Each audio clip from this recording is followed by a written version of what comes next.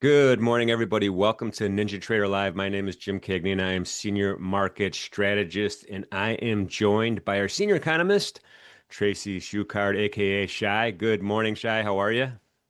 Good morning, all. And also in studio with us today, Craig Shapiro, Macro Strategist Extraordinaire. Craig, good morning. How are you? Good morning, Jim. How's it going? Pretty good.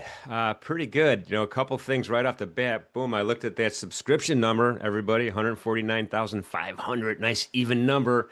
We're crawling up to that 150,000, getting ready to celebrate. So thank you, everybody, for hitting that that subscribe button. I woke up this morning, guys, and it was like, super low volume today across just about every market. We're tracking about 81% of the volume that we normally have at this time of the day based on a 14-day look back. With the exception of two things that I'm sure Shai would be excited about, RBOB and Nat Gas. Is some of this, let's just start. I know we got some news, Shai, but I wanted to ask Craig real quickly. Is this low volume in anticipation because of the no data? Yeah, it seems that way. I mean, we've taken, I think, three vol points out of S&P for today. Just probably the lowest vol we've ever had on the first Friday in the month with no payroll release. So if there's no data, then there's no volatility. But we do get some data. Chad will talk about that. We do have the ISM services at 10 o'clock, which without government official data, we'll be looking at some of that private sector data for a read on strength of the economy, strength of the labor market, what's inflation doing. So I think that'll matter. That's at 10 o'clock. But yeah, without the government telling the markets where the economy's headed, we're in that sell vol mode here, and markets are grinding higher and levitating on back of that. Yeah, it makes sense. But really, my favorite part of the morning is asking Shai the following question: What news have we heard going into this morning? What? All right. So we have stock bulls can't get enough of the S&P as the rally enters manic zone. So Bloomberg Intelligence Market Plus Index, which measures the readings of breadth, inner stock correlations, and relative performance of high volatility shares, has stayed above 0.6 for two consecutive months, reaching the so-called manic zone. When it's happened in the past, the Russell index actually proceeded to gain 2.9% over the next 3 months. Apparently the market can undoubtedly keep going in a manic condition as it takes a while for us to build a top, although it is an early warning signal. Options or optimism is also on display in the options market. Over the last 20 sessions, an average of 40 million with an M call contracts have traded per day, by far the most on record from data collected from Goldman Sachs Group going back to 2010. Also, no fear with the CBOE equity put call ratio continuing to slide sharply and is on track to fall below its May low. We're at 0.51. For those that don't know, the put call ratio is a financial indicator that measures market sentiment by comparing the volume of put options, bets that the market will fall, to call options, bets that prices will rise. The higher the ratio indicates bearish sentiment, by the lower the ratio suggests bullish sentiment. So we are at the lower ratio of that. Next, we have the AI infrastructure boom continues. BlackRock owned Global Infrastructure Partners is in advanced talks to acquire Macquarie-backed aligned data centers in a deal valuing the technology infrastructure company at $40 billion with a B. So we have AI server maker Win is scrambling for new capacity orders as are full with visibility extending to 2027. So more consolidation, more M&A in the AI sector. Then we have Donald Trump plans of 1 to 2,000 tariff rebate checks for Americans. Now, he has stated this before, but he once again floated this idea yesterday on an interview. He said, number one, we're paying down debt. with these tariffs that he expects to reach $1 trillion by next year. He said, with that being said, we'll pay back the debt, but we also want to make a distribution to the American people. He described the plan as a dividend to the people of America, so $1,000 to $2,000. Now, in the past, when he floated this idea in late July, the administration said it was aimed at people of a certain income level. He did not say that this time, so we'll see if that happens or not. But that if it does, that is certainly inflationary for the economy. Then on the gold front, so for all the hype that we've had on AI this year, gold miners have actually been a better buy. Gauge of the world's gold equities from MSCI has soared 135%. Tracking the gains in the precious metals, while AI semiconductors are up only 40%. So gold is, kind of nobody's talking about the rally in the miners here, but really they're outperforming everything. And we have no payrolls, no problem. Stocks hit record highs. So investors have mostly shrugged off the shutdown, obviously, the 15th since 1981. And even though we're not getting the payroll data, analysts think that the lack of payrolls data actually in some ways bolsters the current view among forecasters that U.S. interest rates will be cut again this month. So it seems markets don't care about the shutdown and don't care about the lack of payrolls data. And then last but not least, we have U.S. oil demand hits a seasonal record. So the EIA report, the monthly reports, which are lagging, they're months behind, but total U.S. oil demand for July 2025 reached a seasonal record high of 20.98, 4 million barrels per day, growing 1.8% year over year. This is why I love asking you about the news. There's so many touch points here to talk about. But since you left off on oil, let's talk about that. I mean, crude oil right now. I'm looking at the November crude contract. We're in the 60 handle right now, and if I didn't know anything else, I would say it's bombs away here. It's just looking pretty bearish. It is. And, again, we have this OPEC meeting this Sunday, so we'll find out how many barrels per day they're adding, if any. Obviously, the media keeps saying it's going to be 500 million barrels per day. OPEC has denied that rumor, but we'll have to see. But in the meantime, again, nobody wants to step in front of this in case they have a bombshell meeting. So, and do that 500,000 barrels per day. And there's also a lot of talk about how oil on water is increasing. And so this means there's a glut. But really, if you look at the whole picture, we have oil on land actually decreasing, which is making up for the oil on water. And oil on water really can be attributed to more exports from Saudi Arabia and UAE. But again, this glut narrative just keeps hammering this market, even though we haven't really seen that show up yet. So we'll have to see. Again, I would not step in front of this and in front of this meeting on Sunday. Yeah, no, I know it's crazy. Let's circle back to the tariff thing, and Craig, I wanted to get your opinion on this. Are we, with this tariff rebate, is this just a case of a U.S. consumer was paying for the tariff anyway, and getting a little bit back is a little bit disingenuous, or no?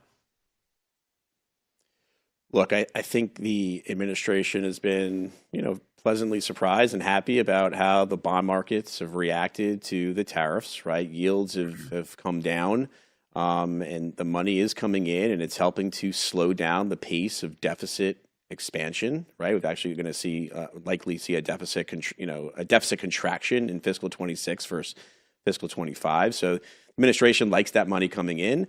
the narrative that it's the foreign companies that are paying the entirety of the export is obviously not very true, because you're not seeing that in the data on input prices. Most of the tariff is being stuck and being paid for by the importer and corporate margin, and then some to the end consumer, and that's going to be the issue from the month of September and October and into November, December, while we're going to get hotter than expected inflation readings. So I think Trump is just being Trump, being savvy, understanding that his polling data is starting to struggle. This gap between Wall Street and Main Street is widening again.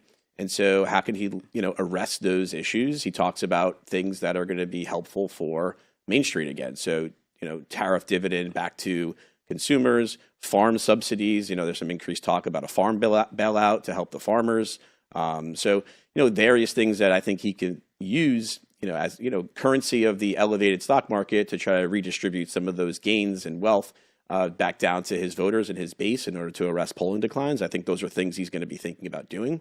And so far, the bond market doesn't mind, right? I think if we start to talk about big tariff rebates to consumers and broadening the deficit again, the long end of the bond market would start to worry. Yields would creep higher. But for now, I don't think the bond market is too concerned about this. It probably will take some time too to get that through. Government shutdown, that's going to be part of the budget process. So we're probably a long ways away from that. But Trump floating those ideas to help arrest polling declines, I think, is par for the course for him. Yeah, and then Shai, you mentioned an inflationary aspect of this thing potentially. What's the dot plot people saying? What are the FOMC people out there saying as well? There seems to be a lot of hawkishness. There does seem to be a lot of hawkishness. We had Dudley came out, wrote a piece for the Wall Street Journal, basically saying, I don't think we should cut rates. And so, I think that, we're still sitting where we are. It's, the hawks versus the doves. But again, I don't know. Nobody's commented on this particular rebate check plan yet from the Fed, but I'm sure that they know that it is inflationary. We saw that happen in 2020 with the rebate checks from the COVID fallout, which fueled inflation during that time, after we had a giant bazooka from the Federal Reserve as well. So, that we'll have to see if this even pans out, but it is inflationary.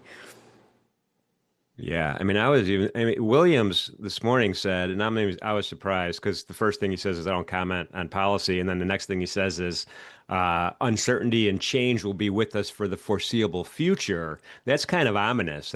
Statements like that, either you guys have opinion on statements like that meaning something? Yeah, I think this Fed is trying to engineer a soft landing and is going to move methodically and move slowly on cutting rates. And so as long as the economy isn't showing an increased sign of deterioration and deceleration in the labor market, then the Fed, being methodical, doing a cut in October and then another one in December seems right on time. I think if we start to get more concern in the coming weeks that the economy is actually slowing more rapidly, we see that if we get that in corporate numbers, if we get that in some of the private sector data that comes out, then that slow, methodical rate cutting path from the Fed is likely not going to be enough to arrest the declines. And so, but we just don't, we don't know that yet. And without government data, we're not really gonna know it for a little bit here. So, but uncertainty I think the Fed means that they'll go slow, right? And they are concerned that the inflationary issues are not going away. We're not moving back to the 2% target.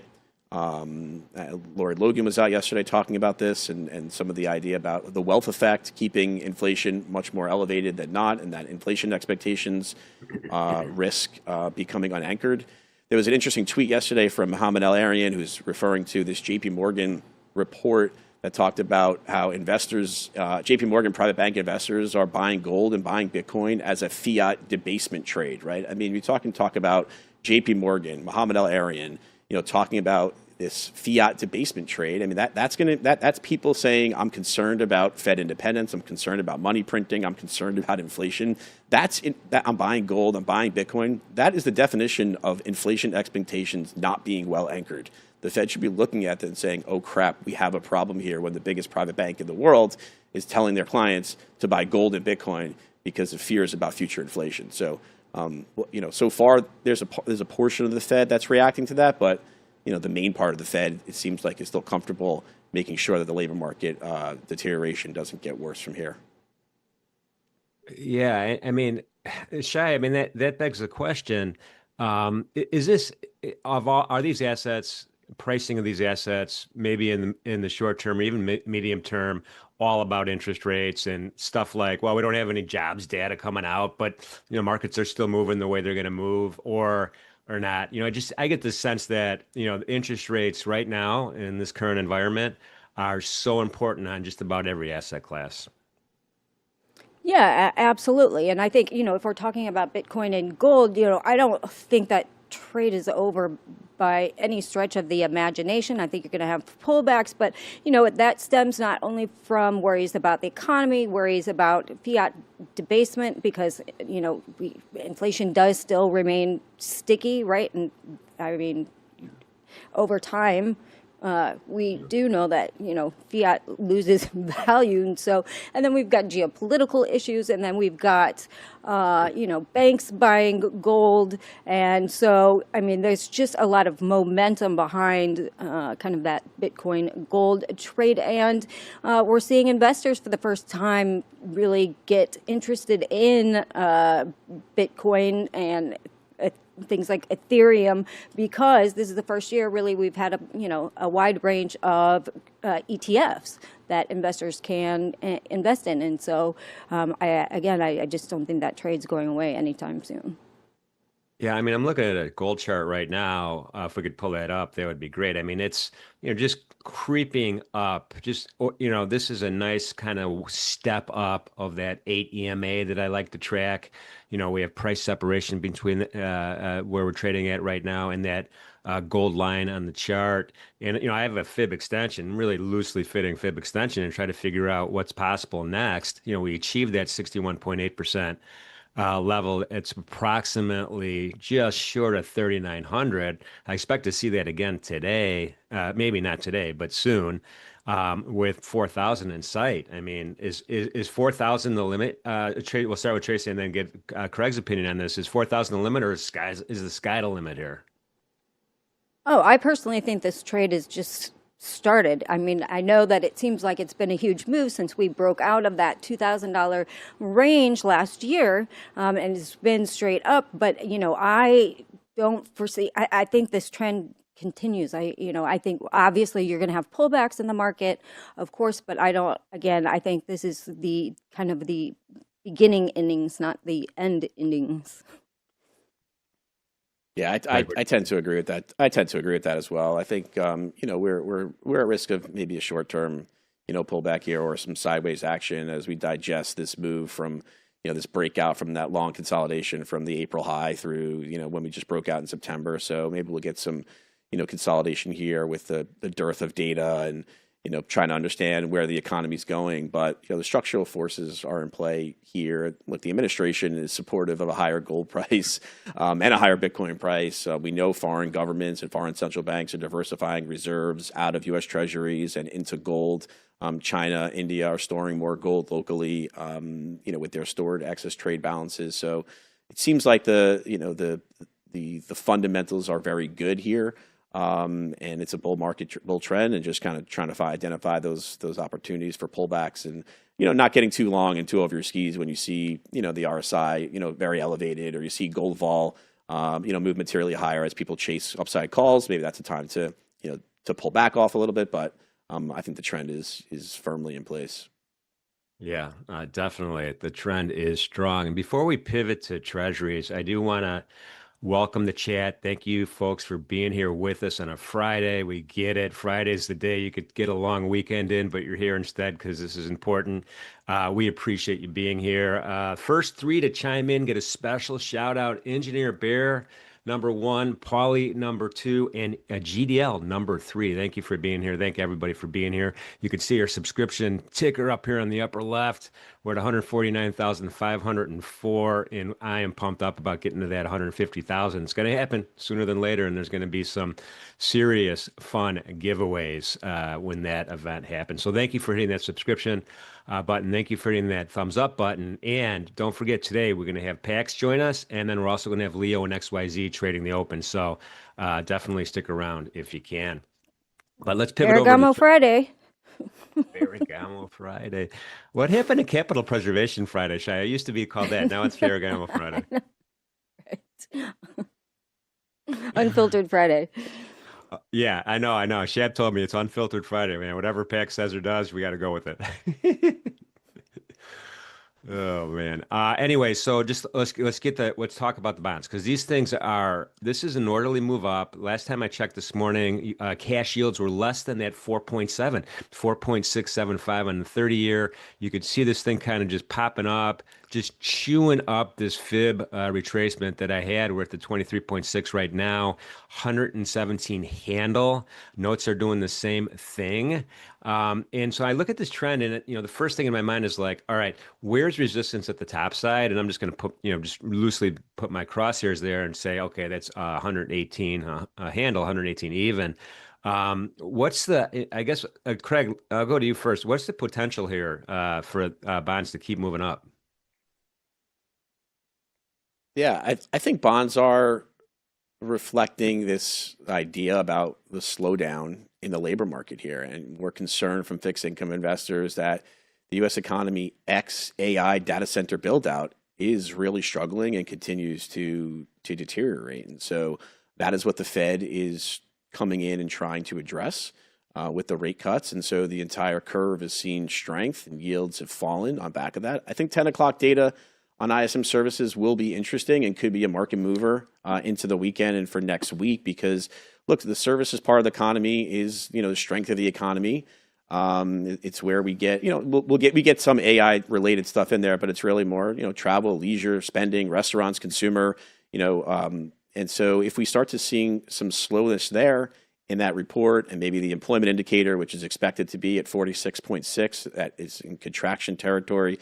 If that gets worse or stays below 50, that's another sign that the labor market is slowing. The Fed is right to be cutting, but the bond market is reacting to that sluggishness. And so, we could start to see yields moving, further lower here as we get some of this concern about the pace of economic momentum and, the slowdown in labor that seems to be picking up some momentum. We actually have two services PMI today. We have 945 from S&P Global, and then we have 10. We have ISM. So Shai, how are your feelings on those numbers? I think we probably have consensus numbers that are floating out there. These are private sector numbers. How meaningful do you think they're going to be today? Again, I agree 100% with Craig. I think that employment number is going to be very important. We are starting to see some of at least in the service sector in the restaurants, we're starting to see some of their stocks slide. So I think this data will be important to see, are consumers spending habits changing?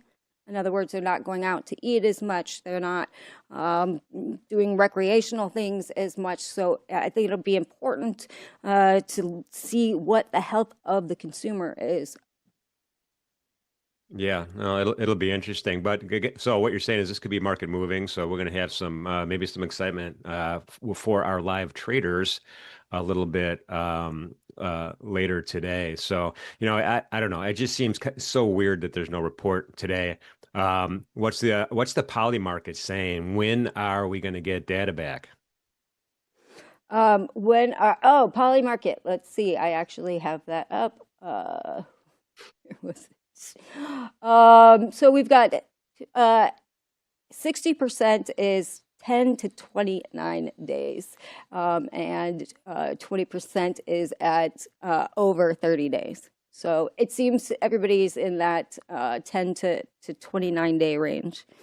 Yeah, I think I saw some headlines yesterday about watch for October 15th as a day potentially, because that's the next day that payroll would be getting made, and so you wind up having furloughed workers not getting another paycheck on 10/15. So there may be some momentum into that. I think if we pass that day, this is going to go this is going to go, I think, for a bit. And as we talked about yesterday, I think both sides are looking at this as an opportunity to just kind of let's see what happens. Trump is coming out with some more aggressive headlines again this morning about withholding funding from various blue states and various projects, and potentially looking at more layoffs across a variety of government agencies that where employees aren't needed. I think the other issue is we have to watch it with respect to travel. If it's delays at airports, if TSA workers stop showing up because they're not getting paid, that starts to irritate people. That starts to irritate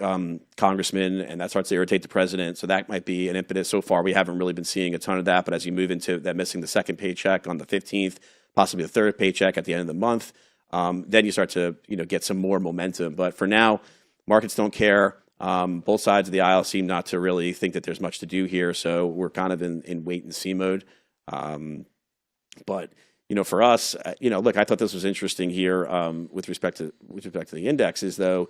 Systematic flows are very much in. We've been talking about the data and what retail traders might do or not do, but it's important to remember. I thought this was good from Tier 1 Alpha this morning. As it stands, CTA positioning is near maximum levels. Vol control funds are holding 5-year high equity exposures, and the corporate bid from share buybacks is slowing. So you've lost a lot of that passive momentum here. So if the data that we get starts to get worse, you don't have that support from the systematic community. And if vol starts to pick up because of some concerns about data or into earnings season, if we start to get some various types of reports, I know AMAT had a negative pre-announced last night. I know Apple was downgraded overnight too. So we could start to get some idiosyncratic single stock volatility starts to ride. That starts to fester into overall volatility with all the systematic flows being in. That could start to shake things up a little bit here as we push through into the rest of October.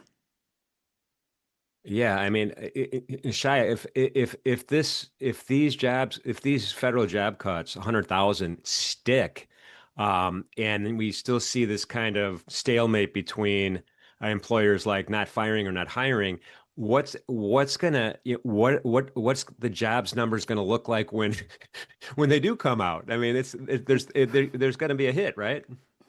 Well, yeah, I mean, you'll have, again, the 150,000 federal employees that took a stipend that were paid for 8 months from the Doge cuts, will be filing for unemployment if they haven't already found other employment. And then if you cut another 100,000 jobs permanently, they're going to be filing as well. And so I think jobless claims are then going to be very important in August as soon as we get those back. Yeah. All right.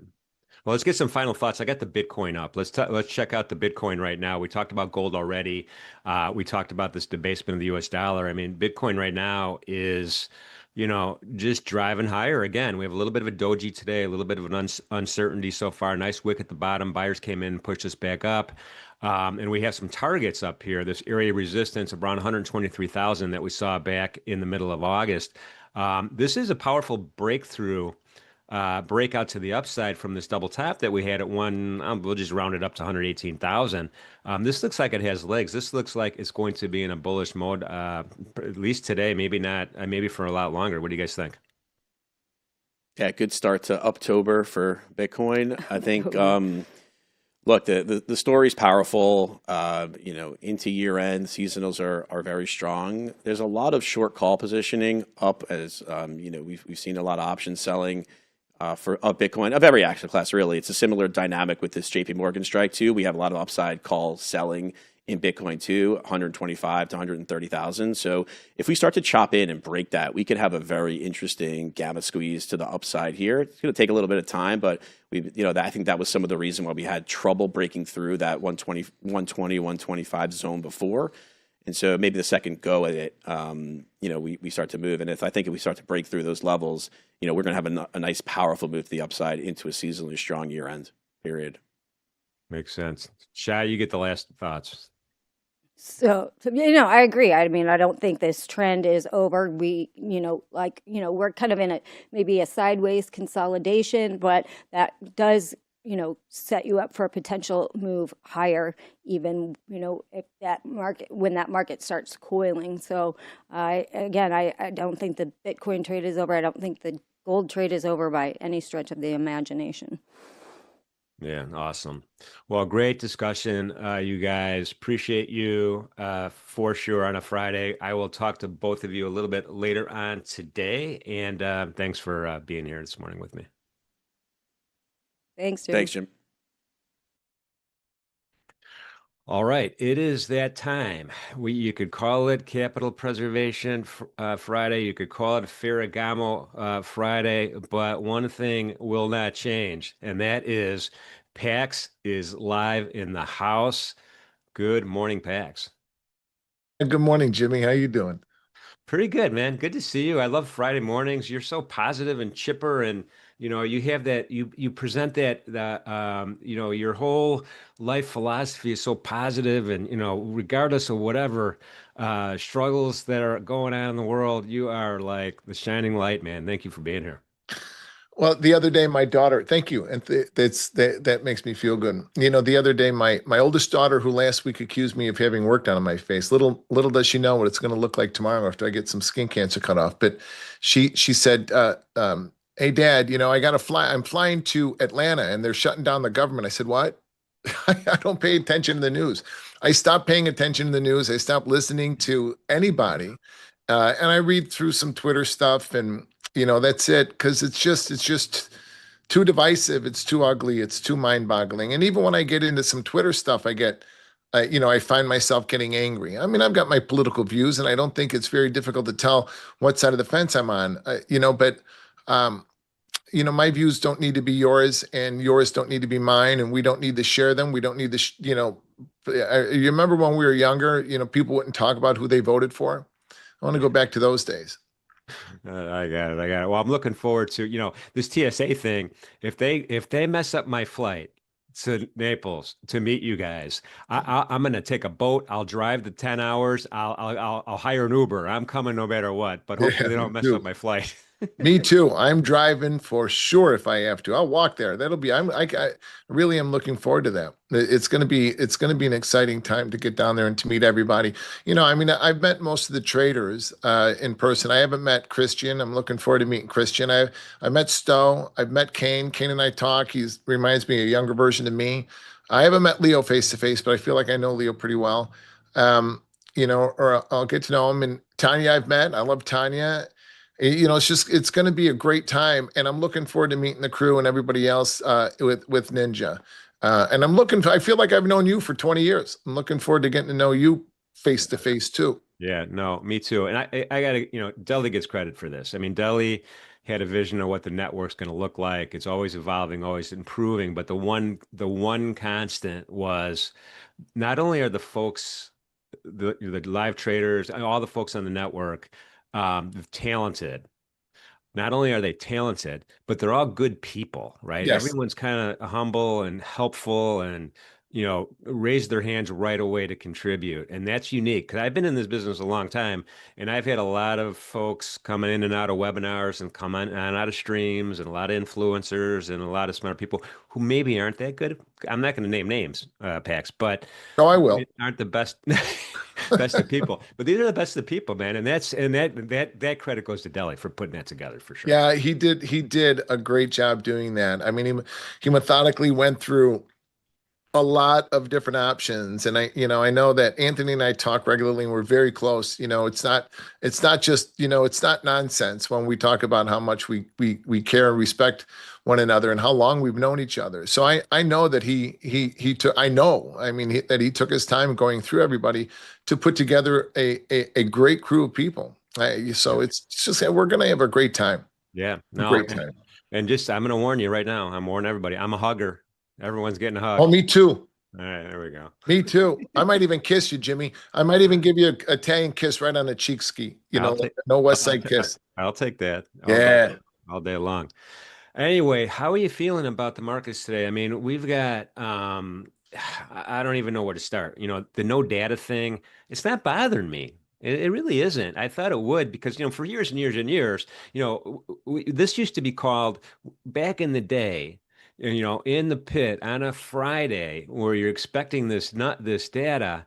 It used to be called unenjoyment Friday instead of employment Friday. It was like unenjoyment Friday because of the volatility and you didn't know what was going to happen. Then they changed it to the unemployment number. And then at some point, someone decided, you know what? No, that's too negative. Let's change it to the employment situation. And now we're not, now we don't have anything for who knows how long. And do you even care? No. Well, I mean, when I was a clerk, I remember calling it unenjoyment. And then when I got my seat and started trading, I looked forward to it.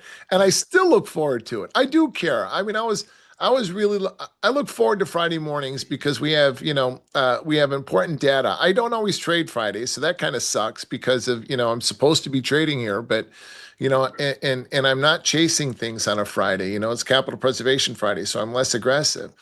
But also, but today on unemployment, last unemployment, the opening range was difficult to trade, but we ended up breaking like 60 or 70 points off the open. Once we took out that first 15 handle rotation, I can't remember the handle, 64.18 half.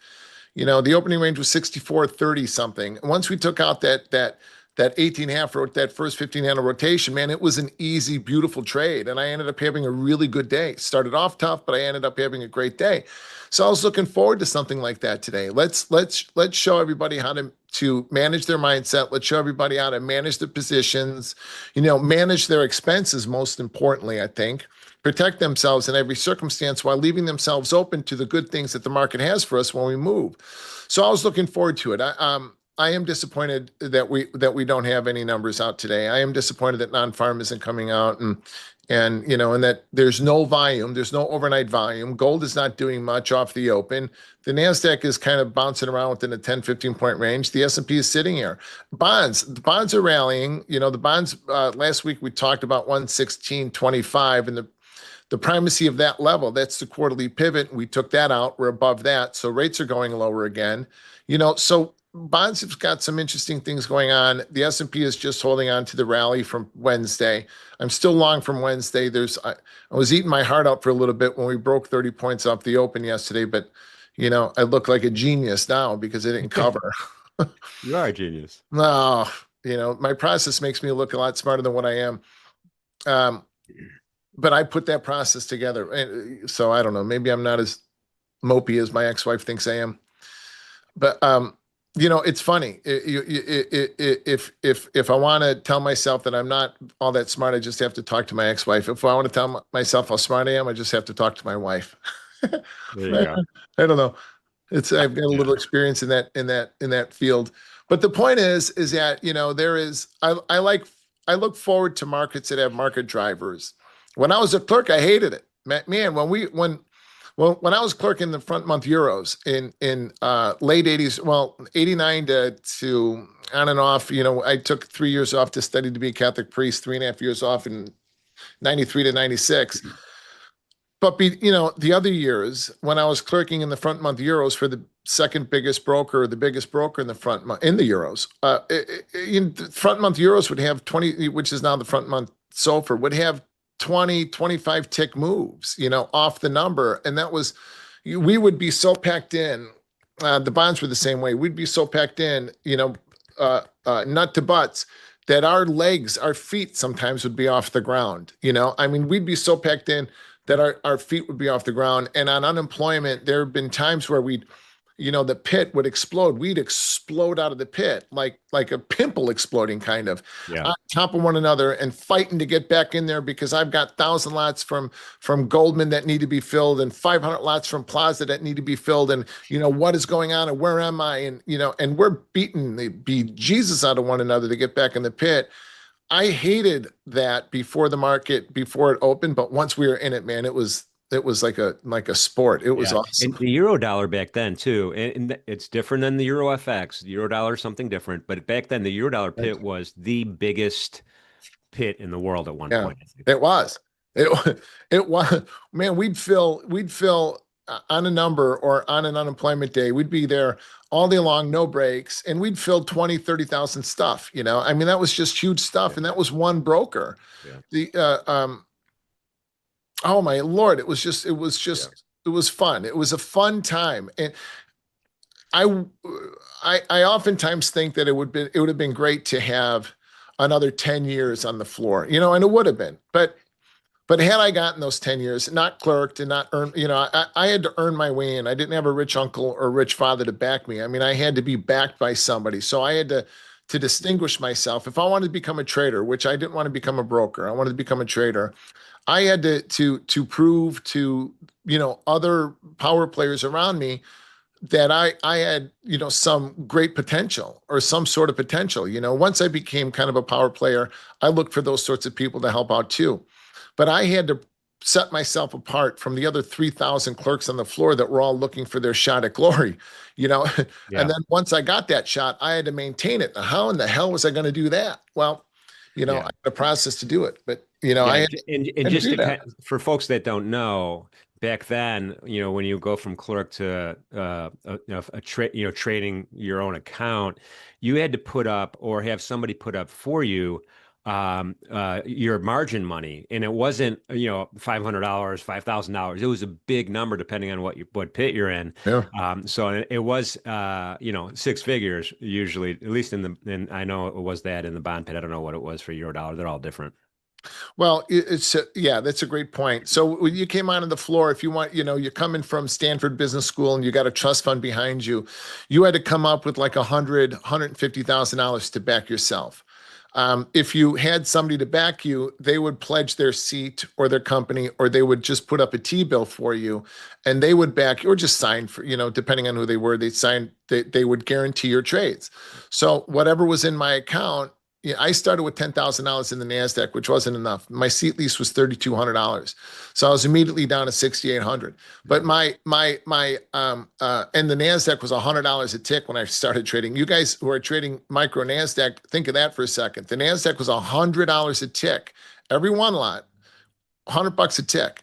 So anyway, I mean, I whittled my account down to nothing, $250. And my deal with the trader that backed me, the broker that backed me, Steve Mendez, was don't go debit. Don't go debit. I mean, how do you not go debit? One trade could have made me debit. So I traded one lots, and I was, you know, I traded scared. I was scared money. You know, yeah, scared money never makes money. No. You know, I mean, I didn't have the concept of expenses versus loss in my mind yet. I didn't have a process. I had $250 left in my account, and I went to talk to one of the guys who mentored me, Mickey Hoffman, to find a backer. I was going to find a guy who was going to a prop group to trade for, real prop, not funding company prop. And I went downstairs. This is a true story. This is exactly how it happened. I went downstairs to have a cigarette, and I was talking to this guy, Mark Weil, who was about my age, another NASDAQ trader. And he said, Matt, don't sign a deal. In those days, when you took a prop deal, it was a 3-year contract, 50-50 split. So whatever they put up the money, they backed me and gave me a bit of a draw, and I would take, you know, 50%. They got 50%. He said, don't do it. This is going to be to the point earlier I was trying to make. This is going to be the last great pit on the floor before everything goes electronic. And if you're giving away 50% of what you make for 3 years, you're going to really, really regret it. So go figure it out. Go beg, borrow, and steal 20 grand to put in your trading account. So I thought, well, who in the hell's got 20 grand? I know. So that at that point, I put the cigarette out. I went up on the floor, and Steve Mendez, the guy who backed me, was walking around with the guy who taught me how to trade the opening range. And then him and a guy named Howard Green were the ones that taught me how to do my targets, my levels, and the math behind the market. Yeah, the best technical analyst in the history of technical analysts was an unknown recluse named Howard Green. Total weirdo, but the guy was an absolute genius. So anyway, Judd told me, my mentor, Judd Hirschberg, told me, I'll teach you a way of trading that works on the floor, off the floor, anytime in the world, anywhere in the world. His exact words. You have to pay me $1,000 a week. I said, Judd, I got $250 in my account. Where am I going to get $1,000 a week? Pay me at the end of the month. Do what I tell you to do and pay me at the end of the month. At the end of the month, I paid him his $4,000. I was bartending 6 nights a week. And within 2 months, I quit my bartending job, and I was able to pay myself. Again, paid him his $4,000. I paid my $3,200 a month lease seat, And by the end of the month, I was able to take money out. I made $500,000 in my second 6 months trading, and I was a millionaire not long after that. Now, a lot of that has to do with the fact that I was at the right place at the right time, and the NASDAQ had the tech bubble. So we just went straight up for 2 years. But a lot of it also had to do with the fact that I had a process that was consistent, repeatable, and scalable. There you go. Man alive, that's what we need. We all need that process. If you don't have a process that's consistent, repeatable, and scalable, you ought not be trading. Yeah, yeah, and that's what everyone's striving for, to get that secret sauce going. By the way, when did you meet Mickey? I knew Mickey. It seems like a long time ago, to be honest with you. But he was gracious enough to let us pitch our brokerage firm once and show some charts and stuff like that in one of his courses. But talk about nice guy. I met Mick, and Mickey's like a father to me, still is. I love Mickey. I love Mickey with all my heart. So I met Mickey. I got my seat at Night Bond seat in like 90, and I cleared Sanger Wenger. And they had that mock trading class. But I met Mickey sort of after that. When I got my seat 97, 98, I can't remember. My daughter was born in June of 97. So August of 98, I couldn't figure out how to make money. And everybody kept talking about UOT, the University of Trading. So I went up and introduced myself to him. And I said, he kind of knew who I was. And I had a kind of a, well-known persona as a clerk. So, and I knew who he was. So I joined his trading group. And it was great. He taught me how to think like a trader. He taught me how to act like a trader. He taught me how to fight like a trader. Man, his main idea was, it's just, how to trade in the pit, how to compete with other traders, how to get other brokers to trust you, or to get brokers to trust you, and what you need to do in order to be good. He didn't teach you a process. He didn't have a trading methodology, just all of those other things. And that ultimately is just as important, if not more important than anything else. Your mindset is more important than anything. Everybody needs a process, consistent, repeatable, and scalable. But, I'm Margie Teller, the biggest trader and the biggest independent trader ever. I was around a table one day drinking a beer on Friday afternoon, and she, with her listening. And if you guys don't know who Margie Teller was or is, Google her. She was the biggest independent trader in the history of traders. So Margie had said, you guys are all looking at the same data. You're looking at the same moving averages, the same support and resistance levels, the same, Bollinger Bands, the same MACD, all of that. What sets you apart from you, and you? What makes you different? And these guys all just had another beer and had another drink. And I sat there and I thought about that. And I spent, the last 20 years pondering that thought. What makes me different than that trader? 90% of traders are going to fail. 1 to 3% of traders are ultimately going to be free. And what makes me different? I've got a process, consistent, repeatable, and scalable. I have that. But what makes me profitable within that? It's my mindset. It's what's in my heart. It's how I live my life. It's how I view the world. Which is why, to the beginning part of our conversation, why I protect myself the way that I do, why I protect my energy, the way that I do. It's how I view the world. It's how I view money. It's my view of success. Generational bonds, man. Generational bonds that hold us back, that I've got a choice of whether to break or whether to carry forward. Everybody in my family were alcoholic Irishmen that want to fight everybody. Do I want to continue to be that way? I don't. So I broke those bonds and began to see things in a different light. And it wasn't until after I went completely broke in 2012 that I was able to drop a lot of the rocks that were holding me down, because none of it served me. None of it mattered. And then I began to define what freedom was for me. When I had unbelievable amount of millions, I was not free. I was encumbered by all kinds of shit. But as I got older, I was 44 when I went broke finally. When all that happened, I learned to become free. Before I had any money, I became free. We are all trading for freedom. But you need to be able to define what freedom is to you. Why are you trading? What is your why? What does freedom mean to you? Is freedom fancy cars and fancy houses? It was that stuff for me. It's nothing like that for me now. Freedom is how I live my life in faith, hope, and love, how I protect my energy to the point earlier, how I protect my mindset, because I will puke myself all over the screens, or I will use myself to propel myself into long-term profitability and protect it and grow it. Everybody, on YouTube, everybody's always involved in the market. Everybody's making dough. All these YouTube streamers are making big time money. I don't buy it. The less you trade, the happier you're going to be. The less you trade, the more money you're going to make. I really, I know that to be a fact. I've owned part of a clearing firm. I've owned my own prop group. I back more traders than most of us know with my own money. I've traded with some of the best and against some of the best traders in the history of traders. And I've been a trader for 27 years, 28 Yeah. years, most of them very successful. I know what works and what doesn't work, at least in the long run, because this is a marathon. It's not a sprint. Pax, I want to echo the comments of Lee B in the chat. Lee B says, "Amen, Pax." Thank you for that, Lee B. One last history thing. I want to go back to you. You said you were with for a certain point you were with Singer Winger. Mhm. I was with Aardvark. We had these pink coats, and then Aardvark I think was bought by TransUnion shortly after that. But Singer Winger was a big deal for a while. I forgot all about Aardvark and TransUnion. They were, yeah. Singer Winger they were the locals clearing firm. Local was an independent trader, now retail trader, but Singer Winger, and they backed a lot of guys. Singer Winger backed a lot of people. They were smaller traders, but they were many. And if you're a small independent guy or girl, person, you wanted to clear Singer Winger.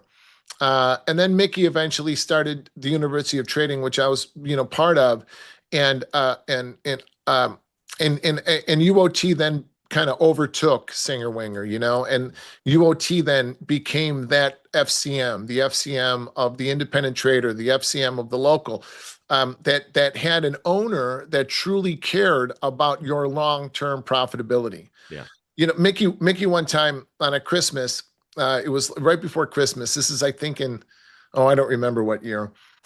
But I called him from the Merc Club and I said, "Hey, Mick, you want to have lunch?" It was a Friday during Christmas. He said, "No, I'm getting ready to go. How was your day?" And I said, "I made 12 grand." And we had like a 10 tick range, 12 or 10 point range. 12 grand. And he just started laughing. He said, you are the Michael Jordan of trading. You are the best trader that I've ever known. You're better than Lewis. You're better than anybody I know. A month later, he told me to retire and leave before I went broke. I went from hero to zero in a very quick period of time. Take the money and leave. You're rich enough. Go. You're going to blow it. And well, You mentioned Lewis. he was right. Who's Lewis?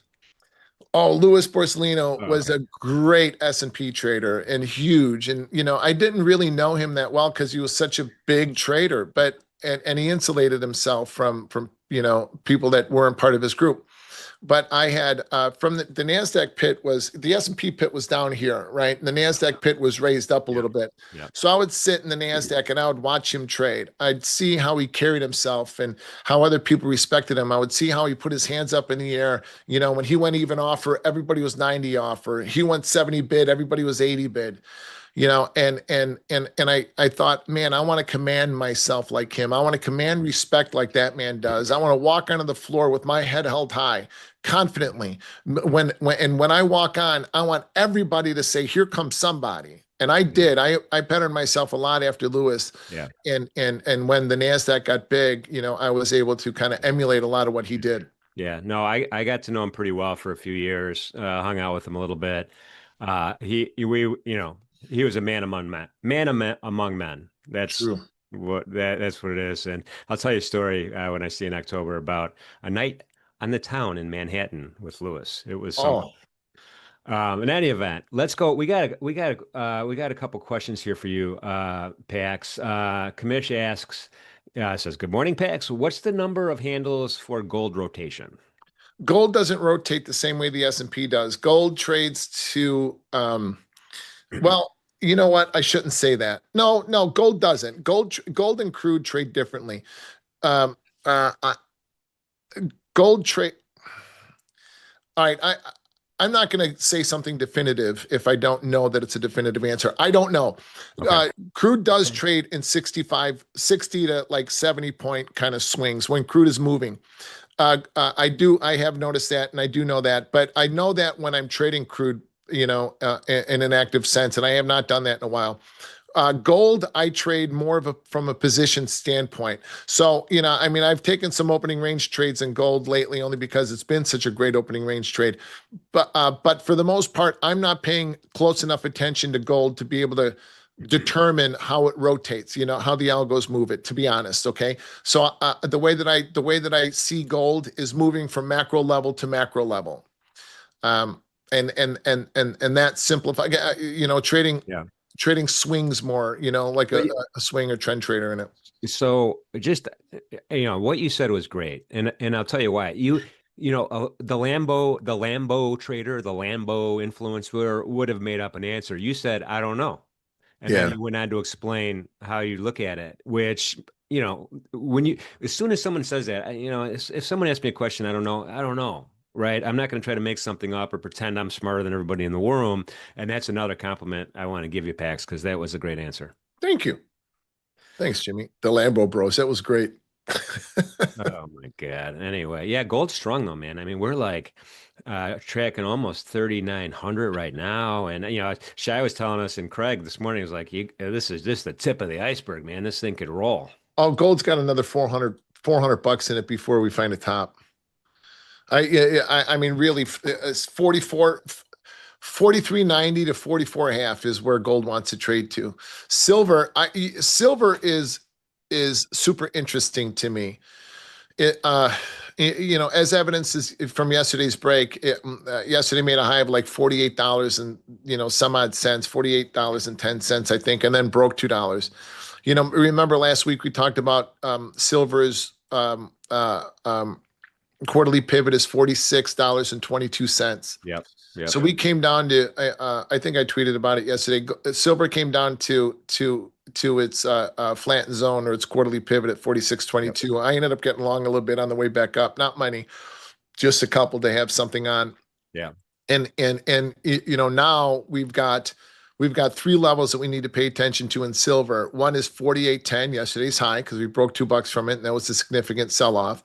And then $49 and some cents. I'll tell you exactly what the prices are. I have to pull up silver. Going back now, this is going back. These are long-term highs, and we have to have. Where in God's name is it? We were checking in the 49 handles. I'm going to say 2009, 11, like 2011. Yeah. So it's the high in silver that we got to trade to is the 1980 Hunt Brothers high of $50.36, and then the 2011 high of $49,820. So now pay attention to these levels: $48.10 yesterday's high that we broke from, and then we're looking at $49,820, and then $50.36. If we can get above $56.36, if we can get our $50, I'm sorry, I'm dyslexic, $50.39. If we get 50.36, if we can get above that, there'll be a big stop run, and gold and silver will start moving to the upside a lot like gold is. I love that. I got a fib extension, 138.2% extension at 50.37, so I'm pretty close to that. Yeah. Yes. So right there above that are going to be huge stops, and we'll run to $53 in some sense, 53.50. Just call it 53.50 pretty quickly off that.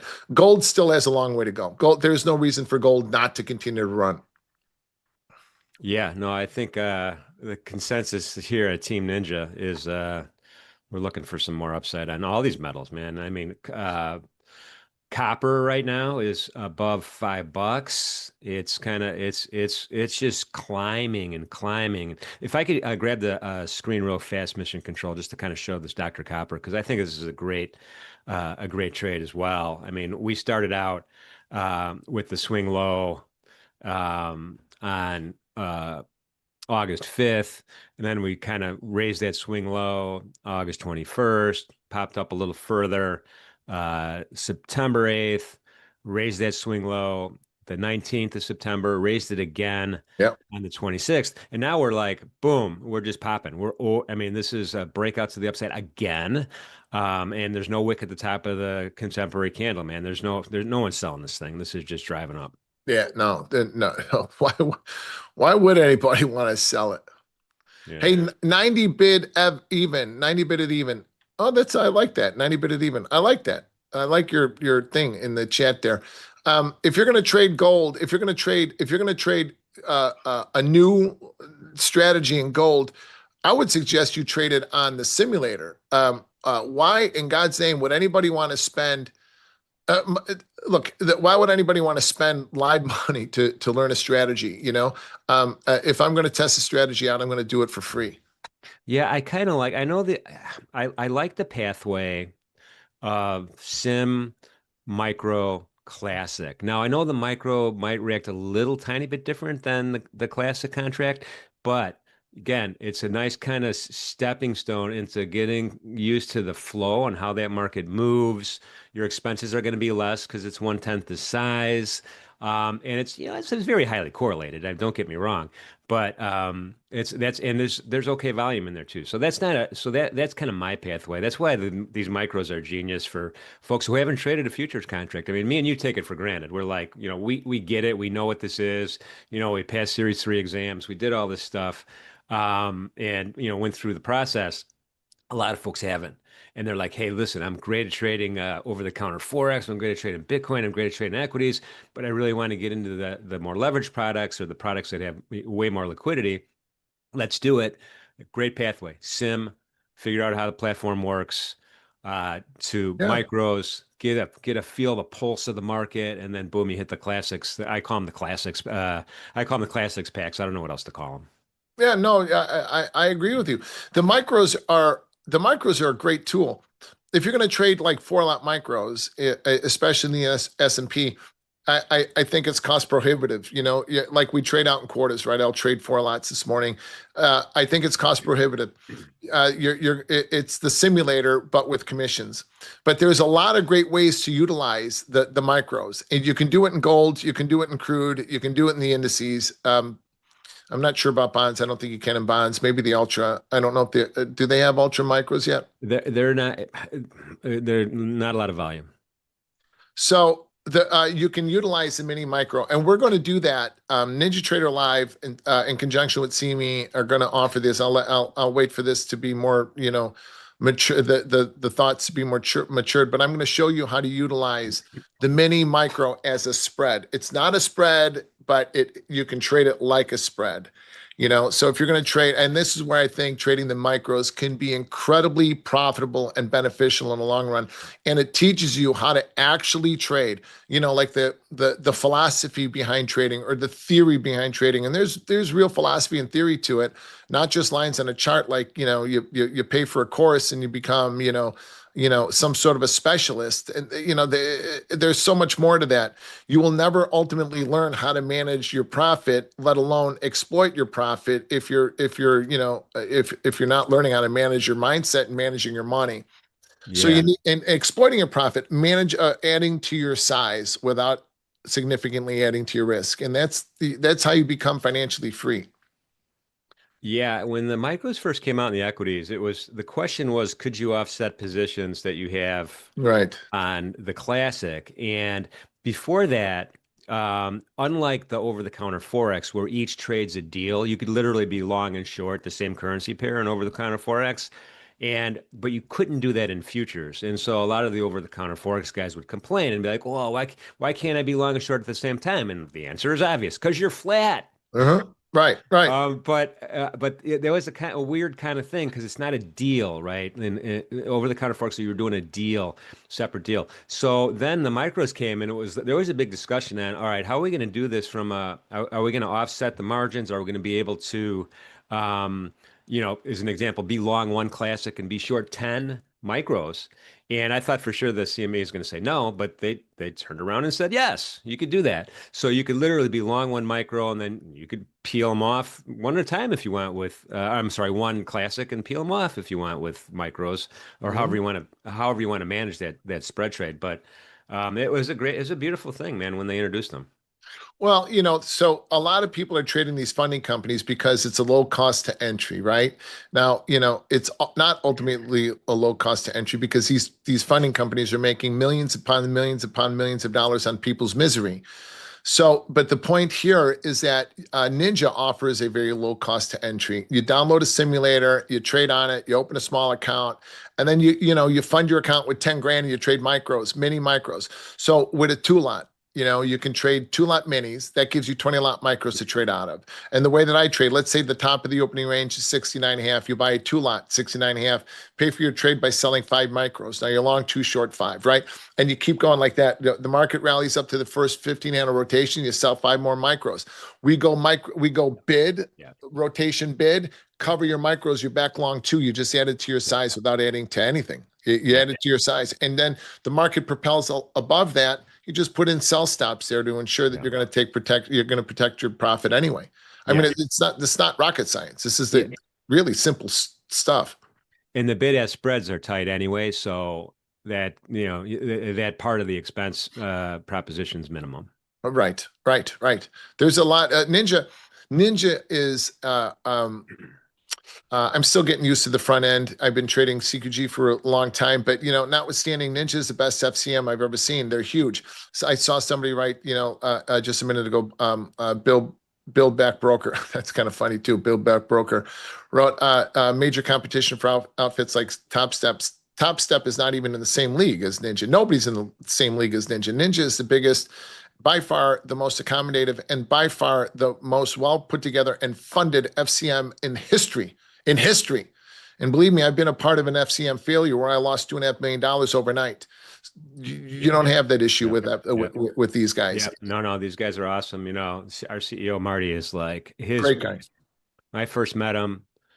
He bought my company, and he was like, "Listen, our focus is the customer, the trader.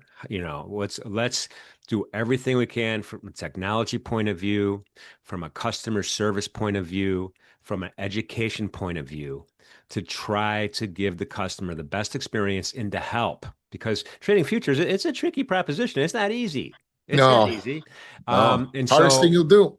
Yeah, with that mentality, man, how could I say, hey, I'm all Ninja now? So that's coming from the top down, and then everybody in the organization's kind of adopted that attitude, which is great to hear. Oh yeah, Marty is great. This is I love being here. If this was 5 years earlier or 10 years earlier in my career before I started to unwind it, and before I accomplished my financial goals again, and went into capital preservation mode, I would have been if these things were together at that time, I would have been all in with Ninja with huge amount of money and T-bills back in my accounts, and I would have been trading there. It's a great firm, and I'm happy to be part of it. I'm happy to be part of NinjaTrader Live. I'm happy to be part of the new, I say this all the time, the next generation of traders, and it's just, and to be part of, this with you guys every Friday. It's really, really a lot of fun. And I will never, probably in my life, I'll probably never not trade. I will always be somewhat involved in the market, but I'm at the tail end of this. I have made what I wanted to make. It's preservation now for me, and and to continue to be of service. It's funny. This is one of these professions, Pax, that you could keep going, right? You could keep going and going. Doesn't matter how old you are. A lot of people ask me, Jim, when are you going to retire, man? You're getting up there in age. Never. I'm like, why? Why would we? What are you talking about? We're having fun. We're learning, always learning. And there's a cognitive function that's important for older folks to just keep it going. And that's why I love the job. But also, I'm going to be trading like you until the bitter end, man. Yeah, it doesn't need to be. It doesn't mean, look, these 15-handle rotations that I would be so aggressively trading a few years ago, or even a year and a half ago, 2 years ago, I'm not anymore. I don't need to trade every day, and it's preservation. Yeah. But yeah, I will always be Does involved. do the rotations ever change? I mean, let's say the S&P is traded 9,000 one day. Will that 15 handle be different?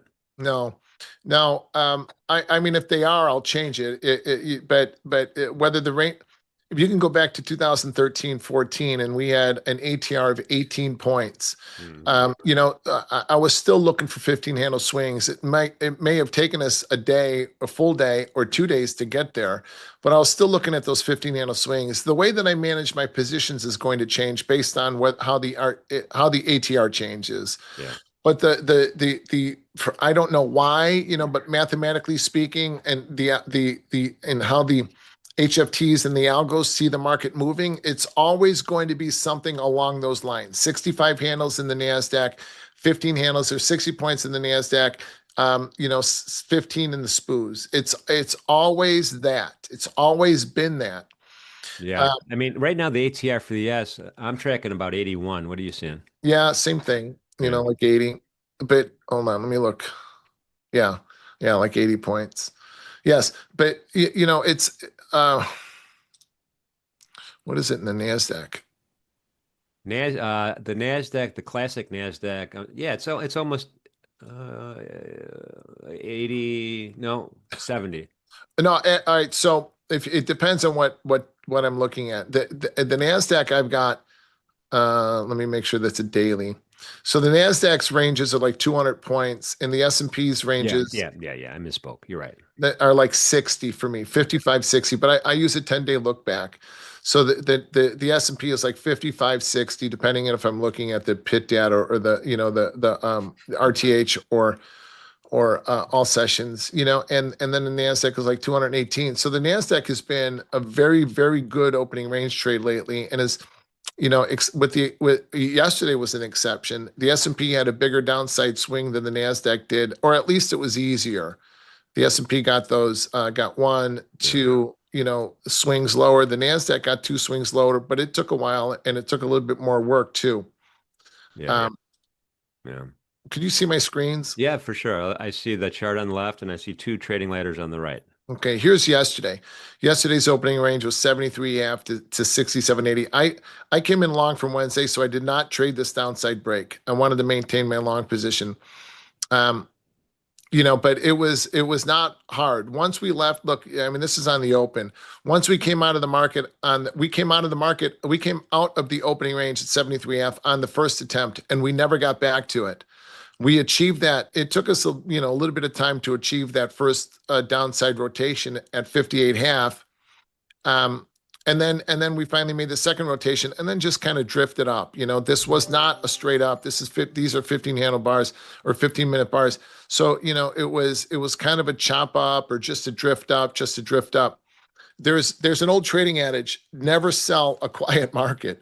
When off the initial push out of the opening range, there was some volume pushing the market lower. For whatever reason, was it we had rallied from. We rallied 70 points or 80 points off of Wednesday's opening range at 63.10 half, or I'm sorry, 60. Geez, my lord, I'm 500 handles off. But from 10 half, see? So here's Wednesday's opening range: 10 half to 25 to 40 to 65, and then we made it up to 70 that next rotation, and then we came back down to 55. But we got 1, 2, 3, 4 rotations. So yesterday I was kind of expecting a little bit of a sell-off off the open, just so that we can take some profit on that. We rallied, we came pretty hard, pretty fast. And we did. We got that rotation back down to 43, and it held. And that was my puke point, was underneath this rotation, but it held it pretty quickly. So I was so glad I didn't. Oh, by the way, Mission Control just cut and paste. You're seeing some PAX indicators, some PAX rotation levels on his NinjaTrader desktop platform right now. And Mission Control just cut and paste into the chat that link if you'd like it. You can download it and add it to your platform. And so it is available for everybody. It's right there in the chat. Sorry to Yeah. interrupt, PAX. No. It's free too, man. I mean, get in there and have this on your screens. You will see day in and day out, every single day, the S&P trades in 65 handle ladder rungs. Here's Wednesday where we had 4 of them. I got to go lower here. Let's see what Tuesday did. Oh my gosh, look at Tuesday. Here's the opening range, and we 09.5 got above it, rallied, got above to the second one. I mean, it trades. Look at how clean this is. And even on days where it's not easy, like Monday was not easy. Actually, Monday was easy too. But we came out of the opening range at 20.5, 67, 20.5. We made it down to the first rotation. Never did anything beyond that. We messed around, tried to get back below it, got back to it, got back below it. But it's, look at the NASDAQ. NASDAQ is the same thing, 65 handles. Look at yesterday's opening range right here at 74. Oh, no, wait, that's yesterday. Bottom of the opening range was 139. Okay, 139.75. Came out, 1 rotation, 2 rotations, and then drifted. I mean, look at it's every day, man. I mean, this is what more do you need? Honest to God, the opening range, 65 handles lower, 65 handles higher. How many lines on a chart do you need to be able to tell you that? We're going to see it live in action in about 15 minutes, man. Well, I don't know about action. We haven't moved, and there's no volume. So I'll trade it just to see. Good. I was going to ask you that question. Right now, even the S&P is tracking about 111,000 contracts. The micro Nasdaq about 219,000. The classic Nasdaq about 60,000. It's a really low volume start to the day. Yeah, and there's no market drivers. We've got a number out at 9 o'clock that's a private number, but nothing. I think ISM, right? I think it's 9:45. We have S&P Global, and then ISM is at 10. Oh, 10, yeah. I might have those reversed in the times they come out, but no, you've got them. I was thinking in terms of Central Standard Time. So yeah, Eastern Time it'll be 10 and 9:45. But unemployment was what everybody's looking forward to, and unemployment didn't come out, so we're just sitting here doing nothing. I mean, we're really, we're doing nothing. So we'll see what happens on the open. By the way, it took me like over a year to start thinking. Once I moved from Chicago, it took me a year to start thinking in terms of East Coast time versus Central time. It wasn't that easy. It wasn't that easy. I still, I still think in Central Standard Time, and the excuse that I come up with, Jimmy, is CME's based out of Chicago, so see. It's just an excuse to be lazy. I know. You're right. JJS Kid is asking the question everyone asks when you're here. What is the opening range time frame, Pax? The opening range has been clearly defined as the high and the low of the first 30 seconds since Dow theory was invented. Traders have been using the high and the low opening range since 1860s, 1870s at the Chicago Board of Trade. So it's it's the high and the low of the first 30 seconds. Anything else outside of that is a construct, which is a funny word that's used in mainstream media for all kinds of crazy shit now. But it's just a made-up term. The construct. Well, so this happens all the time, right? I mean, you'll have, as an example, I like to on a daily. I'm using an 8 EMA, 21 EMA, and a 50 EMA, and someone might say, well, those aren't traditional EMAs. You shouldn't be, those aren't traditional moving averages. You should use the, but okay, so I deviate a little bit, and this is what I found helpful to myself, and this is what I use. So some folks might look at a opening range breakout or something based on another time frame. Totally legit. If you see some magic in the tea leaves there, go with it. I mean, we can't, if it's working for you, it's working for you. But you're right. The classic definition and what the way Pax trades is that 30 seconds, and that's what we love about it. Well, I want to keep things uniform. I want to keep things, there's objective reality and subjective reality. Objective reality is something that's true for everybody at all times. Subjective reality is what's true for me in the moment, or what's true for you in the moment. And I want to make sure things for me in my trading life are objective, and so I'm going to use I'm going to teach you. I'm going to teach you a way of trading that works on the floor, off the floor, anywhere in the world, at any time in the world. Okay. Well, that's what Judd Hirschberg told me in January of 98 when I met him. Yeah.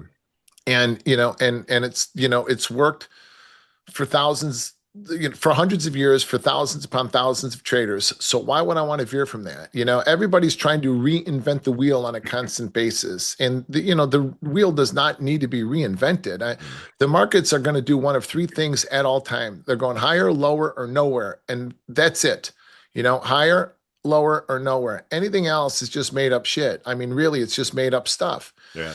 That's all. So keep things objective. Don't make your trading about you. Make your trading about your process. Right. Make sure your process is consistent, repeatable, and scalable. Live within it. Don't change it, and don't veer from it. Yeah. Learn how to increase your size, decrease your size, and decide not to trade.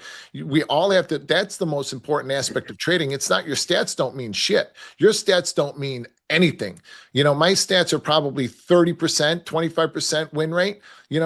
Majority of my trades are going to be scratches or small expenses. But when I catch a move, and a move like Wednesday, when I catch a move like Wednesday from the opening range, I didn't get long from 60-10. I got long from 24-26. This rotation, I bought 24s and I added a 26. I took profit of 40. We went 39. We went 39 bid. I bought more. We went 41 bid. I bought more. This is a day. These are the days that are easy to trade. And these are the days that I want. I don't want, actually yesterday wasn't bad either, but I didn't do anything with it. I don't want days that aren't going anywhere. I don't want to sit there and bang my head against the wall for 15 points. Yeah. I want to be able to make this objective about my process. And I want to be able to look like Wednesday for places to be able to increase my size. Now, today might be a day to do nothing. A day, we're going higher, lower, nowhere. If we're going nowhere, well, I'm not going to do anything. Do I want to spend? And then I have to determine every morning, is this a market that I'm willing to spend money in, or is this a market I don't want to spend money in? Well, if it's a market that I'm not sure of, if I've got no clarity as to what the market is attempting to do, then I'm going to wait for those 15-handle rotations back to Wednesday. If I have no clarity as to what the market is going to do, I'm not going to spend any money out of the opening range. My best trades come an hour into the day. Just because I trade the opening range breakouts, sure as shit don't mean I'm going to have something on at the open. Yeah. So I got long here at 25 half or 24, 26 at the 25 half rotation. I used 2 points around it like another opening range. Okay. So, I didn't want to spend any money on Wednesday. We had numbers out and the market was choppy around here for a little bit of time. I didn't want to spend money in the opening range. I decided to preserve my capital. I don't need to catch the entire move. I'm looking for spots to go big, go small, or not at all, to steal a phrase from Anthony. We went 24 bid. I added. I went big that day, and it was a great day, and I still have some on. Today might be a day to either go small or not at all. That's it. I don't need to trade every day. You don't need to trade every day. The less you trade, the happier you're going to be at all times, every day. Yeah. So Pax, let me ask the question. We're getting close to this to the opening range kicking in, and we know it's only 30 seconds, so we'll see what the reaction is. Is there ever, and I've asked you this before, probably I'll ask you again, is there ever a time when you do something similar on the close? Yes. Yeah. Yes. Of course. So there's, the opening range and closing range. There's an opening range and a closing range. The closing range is the last 30 seconds of RTH, which is in the indices is 3 o'clock Central, 4 o'clock Eastern. And then we trade, we're open for another hour and then we close at 4 o'clock equals 5 o'clock for the margin close. Mm-hmm.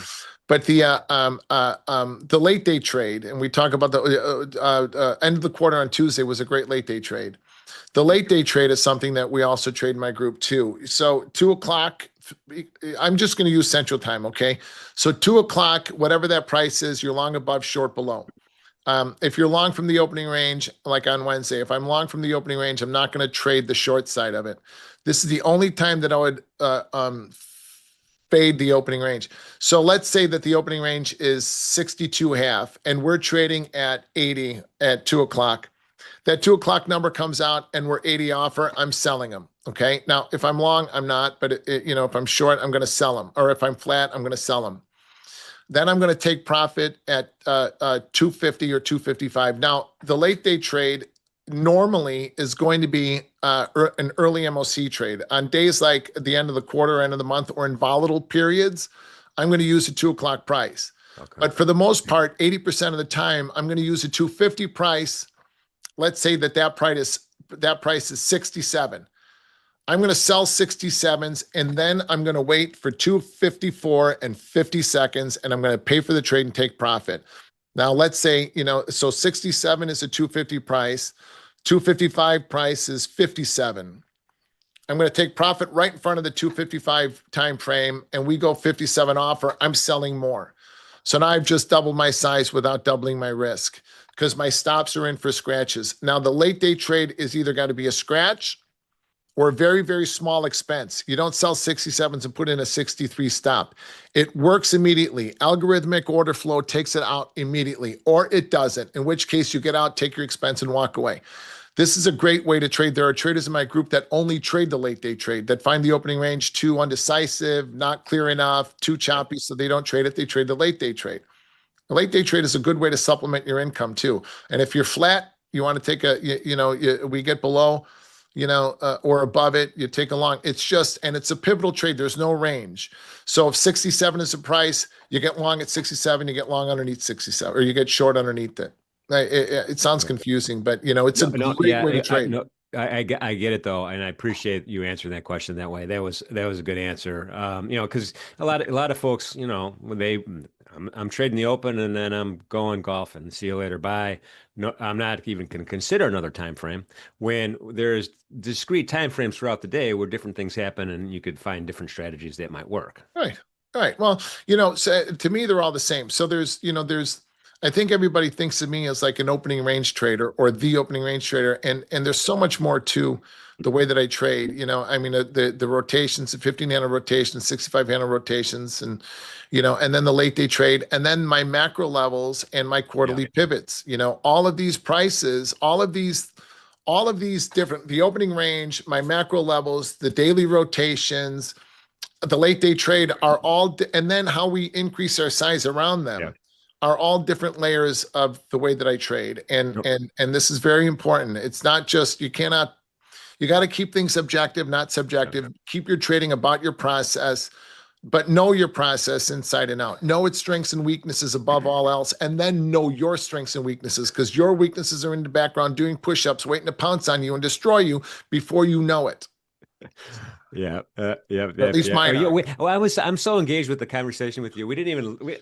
I forgot to even talk about your macro levels. It's too late now because we're gonna hear that bell ring in a second. But Pex has got some awesome macro levels as well. So if you're in his group, you're gonna see what those are, and they're pretty good. And we'll cover them again in the future. But the quarterly pivot and beyond, those things are pretty awesome. By the way, gold is on a roll, man. Gold is above 3,900 right now, up almost $40 on the session since the close yesterday. What was gold's opening range? Was somebody in my group put gold's opening range up for us?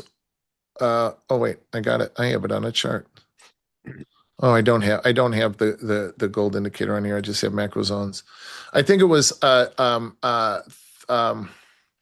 I think the gold opening range was 38.80 something.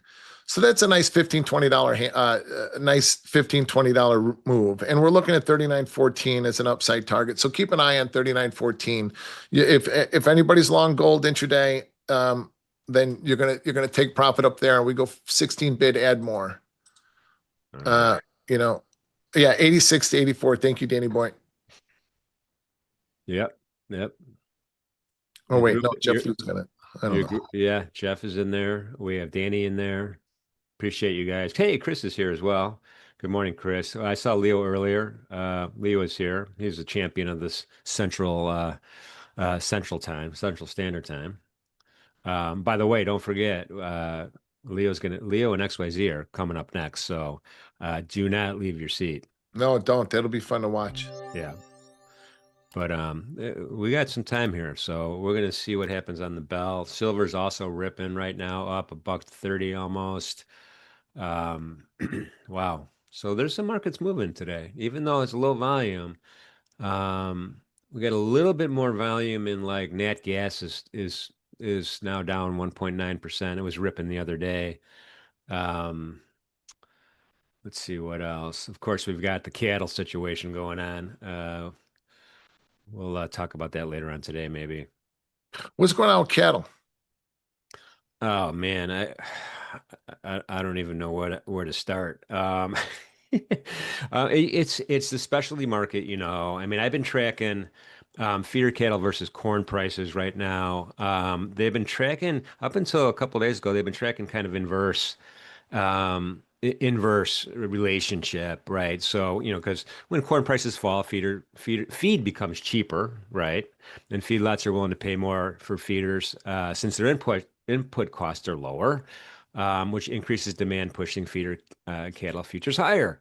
Right now, feeder cat they're kind of selling off last couple sessions in the cattle. Corn's kind of perky actually right now. So it's last couple days we've caught a little bit of a bid. I think corn's trading around 421 right now.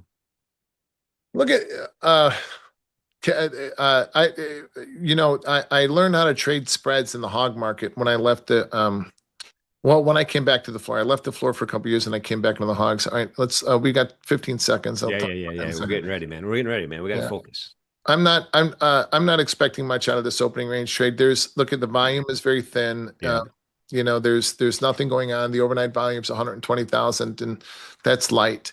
So let's just see. I'm going to take it easy. Open 72 even, I think, is the opening print. Let's see what we're going to do here. All right. All right. Hey, all right. Now, if this holds, this is kind of a bullish open. Okay, hold on. All right, opening range low is going to be 71.5. The top of it is going to be 75.75. 71.5 to 75.75. So if this low holds, if 71.5 holds as a low, this could be a bit of a rally. What was the opening print? Was 72. So 72 was the opening print. 71.5 was the high. Now the NASDAQ, now we've got the indices immediately doing two different things.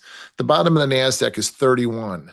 So the NASDAQ has already paid for the trade. So the NASDAQ is bearish-ish, and the NASDAQ is doing nothing. So I don't like when the indices are doing two different things. I just don't. Okay, now if we take out 71.5, God, this sucks.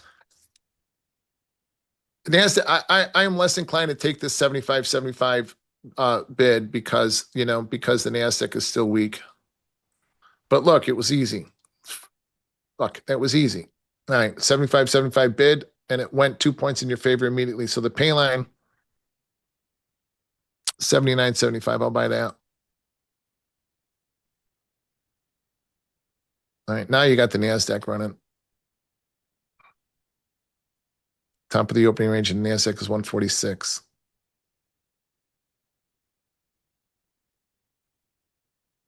Jeez, that sucks. Talked myself out of a good trade.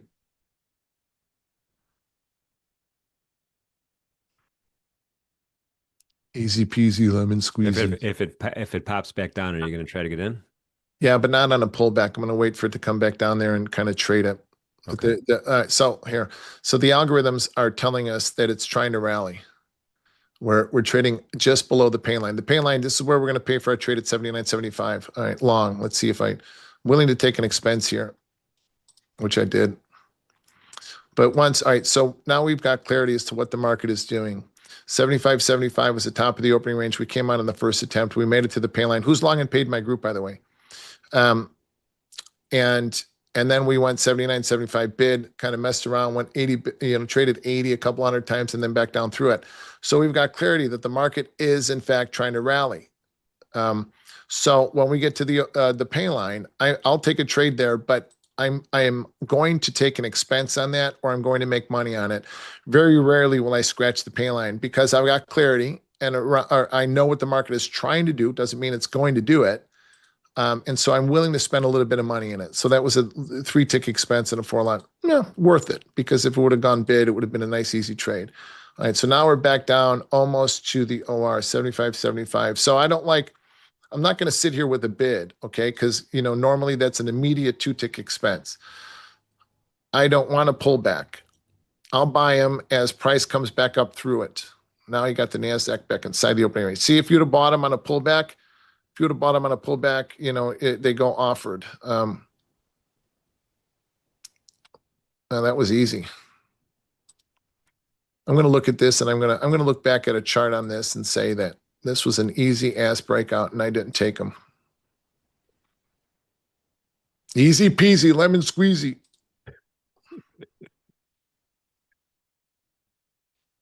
All right, I'm going to look and see who's long and paid in a second after I try to buy these 79.75s again.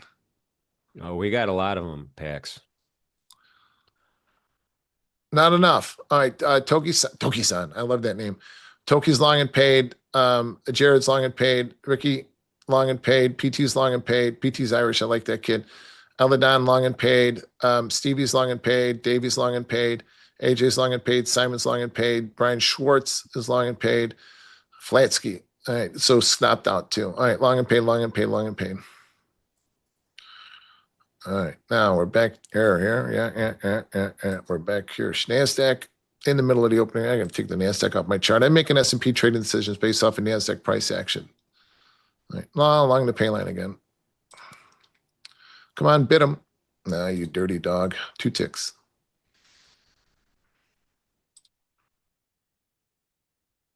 Ah, you son of a bitch. That was a shitty one. I could have gotten out of that quicker. I'm waiting for the rotation. I'm not going to chop myself up the pay line anymore. Unless the NASDAQ goes pay line bid. 46.56. Okay, 56, 756, or 156 in the NASDAQ.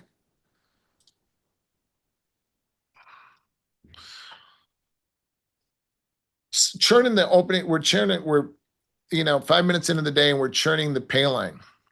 Wait, remind people what the pay line is, Pax.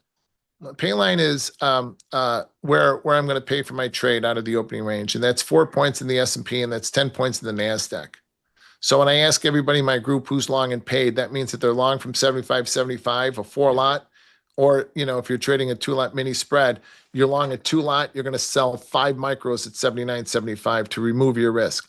The pay lines, when I pay for my trade, it's not about taking profit. It's about removing my risk. So now I've got, how do I get rid of that? So now I have a free trade on. I have a trade on with no risk on it. Look at NASDAQ, sucky, 2-bucky. All right, we're going to take out 79.75 and I'm going to regret not having them on. But again, I want to see the NASDAQ. So the matchups. 146 is the top of the opening range in the NASDAQ. See 146 right here? Mm-hmm. The NASDAQ 146 seems to be matching up with the S&P at the pay line at 79.75. So in the NASDAQ, I want to see the NASDAQ go opening range bid, and you'll see the S&P go pay line bid. And then we'll trade up to, if we get above, all right, and here's another reason I'm willing to spend money around here. Oh, damn, that was too quick. But is because above 79.75 will trade to the first 15 handle rotation. That's 90.75. All right, now if they go 80.75 bid, I'm putting a scratch stop. See that? You see how that matchup worked? 146 with 90.75. Okay. I'm not going to turn a 1 point trade into an expense. So right now it went 80.75 bid. Now it's got to go bid, or it's going to come down and scratch me out. Let's go. Let's go. We go 82 bid. I'll be a little bit more comfortable. Come on, you dirty son of a bitch. Giving me 3 expenses. You got to give me that rotation now. It's Unfiltered Friday. I know. I don't want to say F-bomb still. I pray, it's always funny. I'll pray the rosary in the morning and I'll get myself in a right frame of mind. And then the market opens. I'm back in the pit immediately. All right. So another reason why I'm willing to take expenses around the opening range, I'm going to try to scratch. I'm willing to take expenses at the pay line, not as many. I took one that was like a point because I know that above 79.75, we're going to trade to 90.75. So that gives me an 11-point profit. So I'm going to pay for my trade up there and I'm going to take profit on it. So I'm all right doing that. You see what I mean? Does that make sense? Yeah, you got 4 on now. So you're going to peel them off a little bit at a time or no? No, up here. Yeah. 80, Yeah. we're going to use, let's see, we're going to use 89, 89, like 90, 75 is a rotation. So let's use 89.91.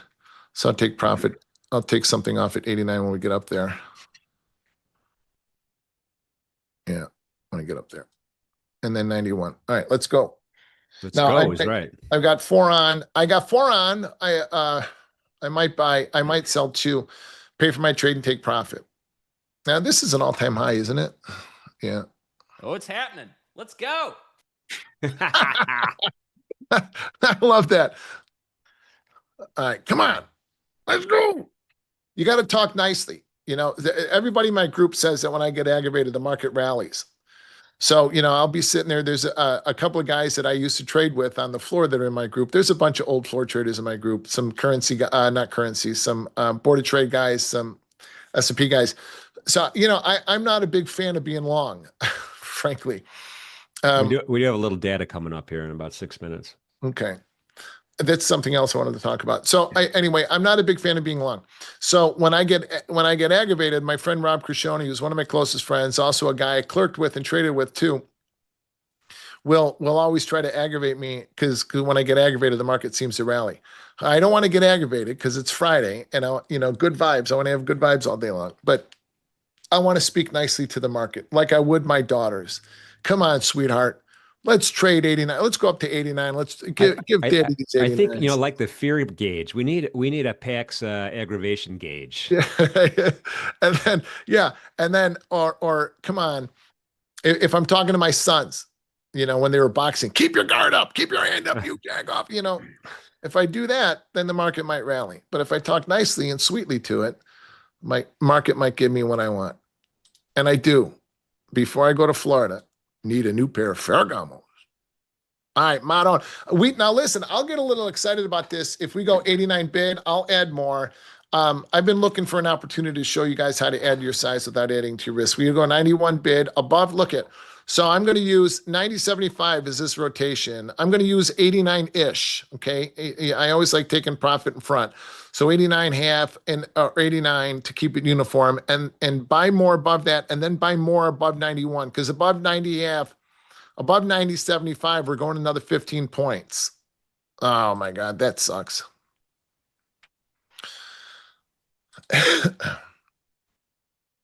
Well, that number came, no, the number didn't come out. So anyway, rallied up to 96 and came back down to 90.75 and scratched me out. Yeah, but that was I like the fact that you put your stop one tick above your entry, so you're going to cover some expenses with that with the bid-ask spread and the commish. Yeah, pay for the commissions, but that sucked. So, I mean, we're not rallying. So there's no is the market's doing one of 3 things. It's going higher, lower, nowhere. Well, this is a market so far going nowhere. We're back below the pain line, just above the opening range. The Nasdaq, however, the Nasdaq is moving. The Nasdaq was the weaker of the 2 off the open. The Nasdaq is not moving. 146 is the top of the opening range. Never mind. Nasdaq's below the opening range. Nasdaq's getting sold off. I got to start trading the Nasdaq has been a better trade. I got to start trading the Nasdaq again. Yeah, but entries are a little tricky there because of the trickier popcorn effect on the trading ladder. Much trickier. Look at this. Yeah. The Nasdaq is going to rotate down to 66. 131 is the bottom of the opening range. The pain line in the Nasdaq, downside pain line is 121. The rotation is 25,066. Now, this is we didn't get a move in the Nasdaq.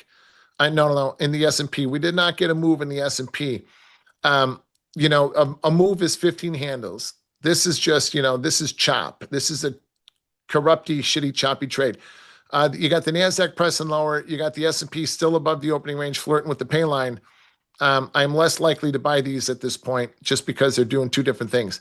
However, if we come back to the opening range, I might get fancy, which means sell the top of the opening range, sell the bottom of the opening range, and try to increase my size. Might is the key word because the Nasdaq is kind of drifting around doing nothing in these markets. This is not worth my money at this point. If I can't get 15 points out of the trade, I'd rather scratch it. We rallied 6 points. So what? That to me is nothing. If I can't get 15 points, this is a marathon, not a sprint. I'm not looking to squeeze every last dollar out of every last trade. I want to catch these trades for bigger swings. I want my opening range trades or my payline trades to turn into an intraday swing, which is 15 points, and a bigger swing, an extension swing, which would be 30, and above that, 45, 60, and then turn into a bigger swing trade up to 68.38 and a trend trade up to 69.80. Mark my words, the S&P will trade 69.80. We're not going lower. 69.80, 68.38, and then 69.80 is where the S&P is going to trade to.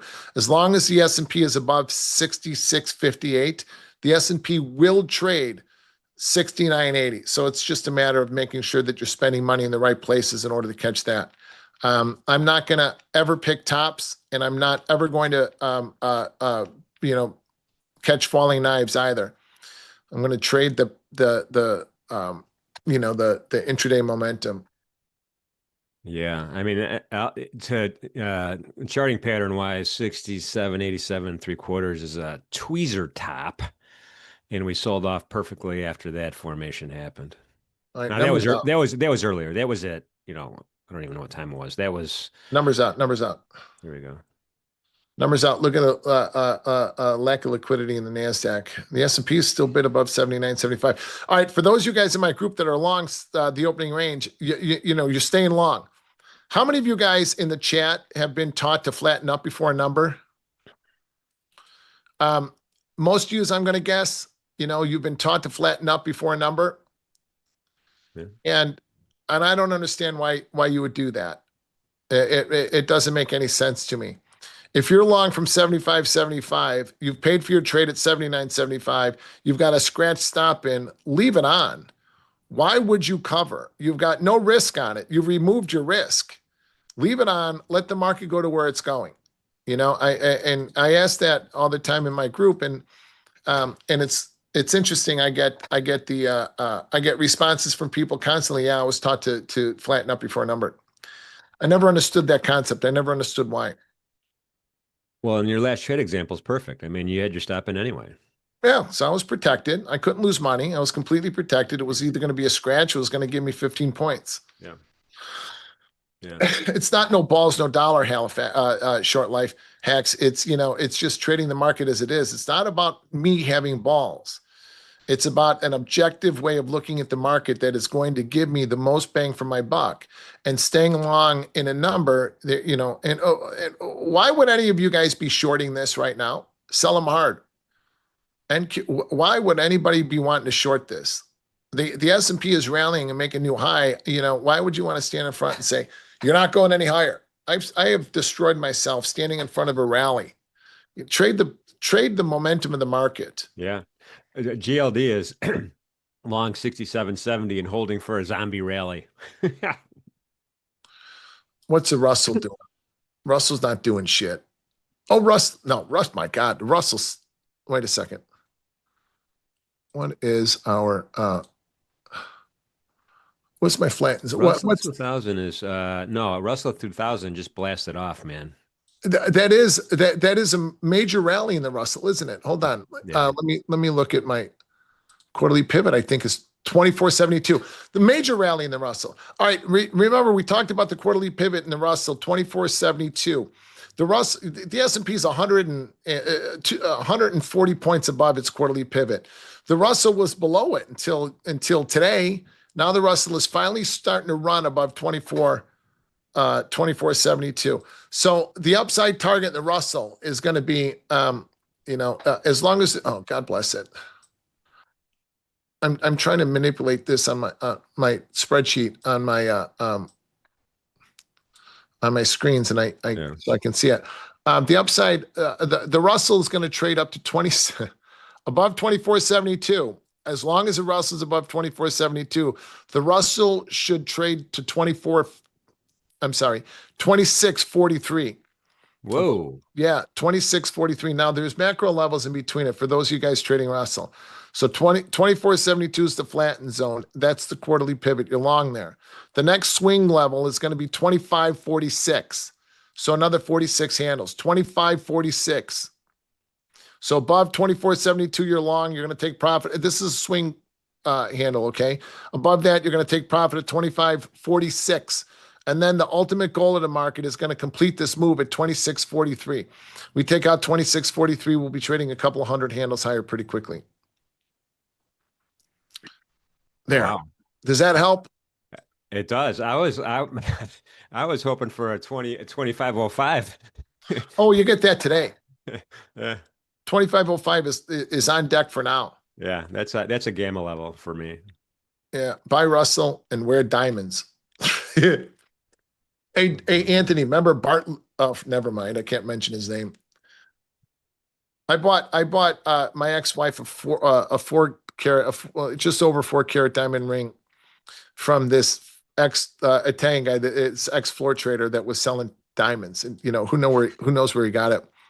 And I had it in my pocket. I just picked it up and I was walking onto the trading floor, and the first person I see is this clerk, Sally De Laurentiis, Sally D's clerk, Jenny. So hey Pax, hey Jenny, hey Jen, come here. Yeah, someday here, look it. I had to show somebody this diamond. Someday you be my second wife and I'll buy you a diamond bigger than this. Well, she became my second wife, and we've been married 21 years, and I haven't bought her a bigger diamond. She always, when I tell that story, she gets pissed off when I tell that story. But when I tell that story, she always likes to say, well, I got you. You were the diamond in the rough and I got you. I don't need the big diamond. Yeah. She needs to be I'm sure she's a strong woman to be able to handle you, man. Oh, my Lord, you have no idea. You have no idea what I put that woman through. Oh my God. No purgatory for her. Straight up into heaven, that lady. Yeah. That's awesome. I mean, just imagine this conversation after I pissed away the last couple of million we had.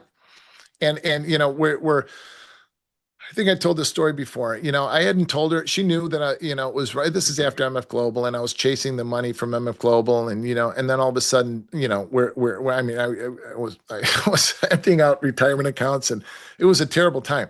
She knew it was bad, but not how bad, and so we had all 5 kids, and my 2 older kids were with us, and then our 3 younger ones. We had food in the house, but no milk.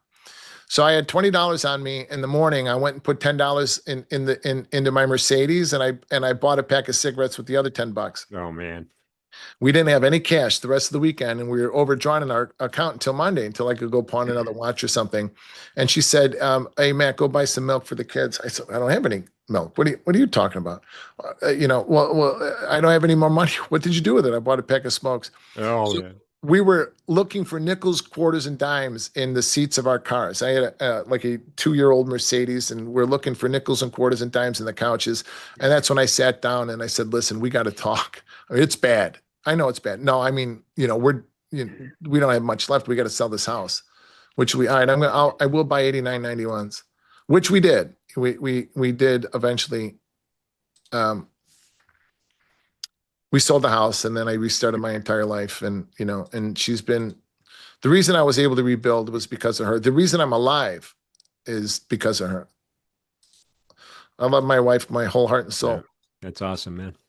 I would have died a long time ago. There's no doubt in my mind that I would not have been able to rebuild my life and my career without her. And I would, I can't tell you how many traders. This is a hard business, even trading on the screens. When I got out of the hospital after my heart failure, Anthony had called me and said, "Listen, you're done. You're done. You've made enough money. You got to stop or you're going to die."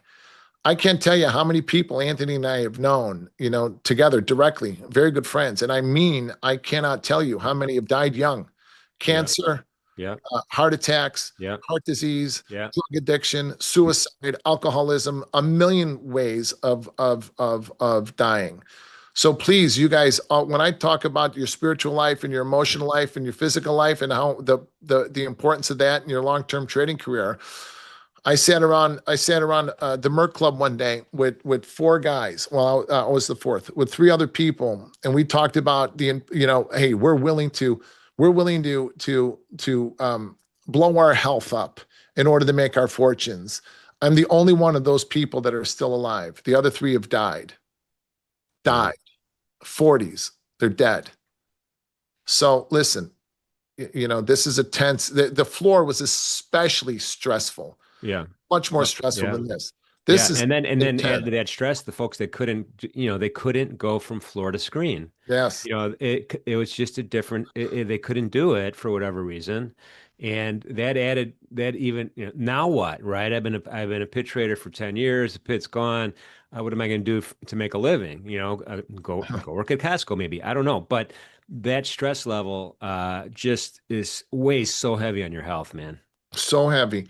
And even trading on the screens, I don't find this very stressful, especially, I don't trade it all that often anymore, but it's intense. And that intensity is also very destructive on your health. It's not, I don't find this real stressful, but it's very intense. You've got to work out, you've got to move your body, Yeah. you've got to Yeah. pray and meditate, you've got to eat whole healthy foods. This will take its toll on all of us. It will. Now, every day, when you get to, when you figure out your process, consistent, repeatable, and scalable, your every day should feel like you're cheating life. But that does not mean that it's not intense. It's very intense. And while you're building that process and you're getting on the other side of it, my God, it's very, very, very stressful. So don't overtrade, don't pick bottoms, don't sell tops, trade the momentum of the market both on an intraday level and on a swing basis, and don't fight it. And your life will be a hell of a lot Yeah. stressful. Stress Yeah. less, Yeah. stress less. Absolutely, man. Just wrap it up in a paper bag and throw it overboard. Yeah, What yeah, I like that. I like that saying. so what that's what I do. I literally visualize myself on the Queen Mary going to England, and just what's my stress, putting in a bag. Whatever it is, put it in a bag. Worried about my kid, worried about the dog, whatever it is, worried about the pool pump breaking. Put it in that bag, wrap it up, throw it overboard. Yes, yes. The political climate now that we're in. Look, we can't get that 15 in a rotation, or did we? Wait, well, no. We didn't Uh, get the- it. My question was going to be, when do you abandon that? I mean, let's say we rally later in the day. Are you still on the mindset I'm gonna buy the 91s? Yes. Oh yeah. Oh yeah. Oh yeah. We go 91 bid. I'll be long. Yeah. Okay. I don't want to trade anything in between that, but yes, I will get long above 80, above 91. Yeah, absolutely. In the political climate that we're in, I made a tweet the other day. Only a few people saw it funny. But I said, I've changed the algorithm on my X feed to reflect Catholic things and fights. I like watching people fight. I don't know why I do. And uh, uh, anyway, um, the Catholic stuff is too divisive. Everybody's pissed off at the Pope, or they love the Pope, or whatever, this, that, or the other thing. It's just too political. So I'm going to change it to fights and dogs, people fighting and dogs, and I thought it was kind of funny. But anyway, the political climate is so stressful. Wherever you look, it's just people hating people. So I want my feed to be hopeful. I want my message to be hopeful. 97% of you will not make money. That is industry wide. It's accepted. 90%, 1 to 3% of you will make enough money to become financially free. 90% of you will fail. The other 7% will break even and then drift away. So, why do I want to think or act and have my being like everybody else? I don't. I do things completely different. I think things differently. I don't try to squeeze every last dollar out of every trade. I'm looking for bigger swings that I can increase my size on. I want to live in a different way. I'm 57 years old, but I look like I'm 57. No, I feel like I look younger. I live better. I've got health issues for sure. I've got skin cancer. I'm getting cut off today. I've had heart, I've got heart disease. I've had cancer. But I'm healthy and I'm alive today because God loves me, because my wife loves me, because my kids love me. And that is my why. My freedom. I asked earlier, how do you define freedom? We're all trading to become free. How do you define freedom? I was much, much more encumbered when I had a huge net worth, when I had an 8-figure net worth, and I was not free, than when I was broke and I was rebuilding my life and I became free. I became free because I began to live and fully immerse myself into the mysteries of the theological virtues of faith, hope, and love. And as long as I live in faith, hope, and love, everything else falls into place. I'm going to die, whether I'm 150 or I'm 60 or, whatever. And my family is going to die. We're all going to die. We all have a death sentence. None of us are getting out of this alive. Memento mori. What does that mean for me in trading? Does that mean that I got to squeeze every last dollar out? No. That means I need to live in faith, hope, and love, and I need to focus on that. And then whatever else happens will be okay, and I will always be free. Pax, let's go for 150. Yeah, that's right. We need you on on Unfiltered Fridays. Let's go for that 150. Yeah, great message as well. Pax, as usual, awesome stuff. Leo and XYZ are in the house right now. How you guys doing? Good morning. Good morning. Hey, Lance. Just listening to the story. greatest. Yeah. I'm just memorized by everything you're saying, Pax. Thank you, my brothers. Thank you. I can't wait to meet the two of you. I can't wait to meet you, Leo. I'm going to grab you and hug you like. Are you going to kiss me too? I might. Yeah. Certainly by the time we leave. All right. I'm getting a kiss for sure. On the cheek. It's on the cheek, like in the movies. How you doing? How you doing? Watch your pockets, Leo. Yeah. No kidding. Nick is in the chat. Good to see you, Nick. Thanks for being here. Nick. Wow, Fridays are the best, man. I love. Look at the dream team up here on the screen right now. We got 149,537 subscribers. We're almost to 150,000. I don't know. Maybe we'll do it by this weekend, or for sure next week, or maybe today. I don't know. But appreciate everybody watching us, listening to us, hitting that thumbs up button, that like button they call it, thumbs up. And hitting that subscription button, man, that's awesome. And this is free. This is free. You get top talent. And like I mentioned earlier, these are good people. These aren't shady Lambo guys. These are good people across the board on the network. So thank you for being here with us. And we're not done yet. We got a lot more excitement coming out. We have a number coming out at 10 o'clock. Is it 10 o'clock already? Yeah, guys? it's out. We're breaking. NASDAQ has made it down close enough to that rotation. 66 is that rotation. 76 is low. I think I yelled at somebody for being short, but that was a great trade in the NASDAQ. S&P, I just sold the top of the opening range in the S&P at 75.75. So I'm going to try to get fancy. Scratch stop, and I scratched it. Never mind. I'm done. I'll sell 71.5. So I will double up at 71.5. I've got clarity. The market is going to try to break. 71.5 is the low of the day. 71.5 is the low of the opening range. We go 71.5 offer. Sold. All right. So XYZ, what are you thinking? You got a trade on? I am short 156 NASDAQ. Great sale. Okay. Very awesome. Leo, how about you, man? Got nothing on right now. Great position. Me too. Me and you, Leo, both. Let's see what the market gives us. Yeah. We're going. Okay, so we're going. Let's see. Before you go, hang on, Pax. You guys are going to be with us for a while, which is awesome. All right, that's fantastic. What do you mean? Well, it looks like you're going to be here for a couple of hours. Wasn't that the plan? Yeah. Well, sometimes in the morning, in the morning we switch off, right? Someone pops in and usually Stowe at 11 and takes over or something like that. Not the case today. We're going trading live, the open all the way until pretty much noon, right? Noon today. Yeah. So buckle down, everybody. If you need some popcorn or some Twizzlers, get it right now because these guys are going to be going strong. So Jim said you're going nowhere. Yeah. Mm-hmm. Uh-huh.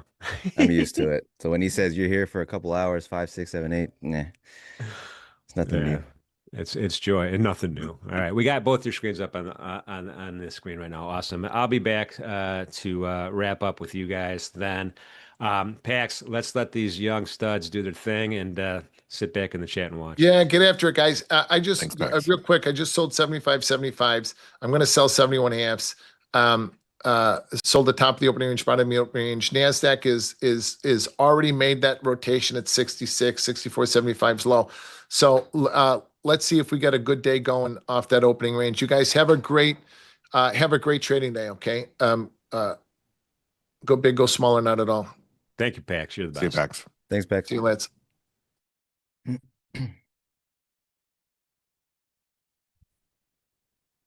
I thought we were gonna get more story time. Yeah, I was just I was just there for the listening. moment. I was like, just let Pax do Jim Pax combo. things. Wristwatch check. Wimbledon, rose gold. Short life hacks. There's a lot of sell delta there below that overnight low. Be a spicy long trade. I'm hoping it's a spicy one, that's for sure.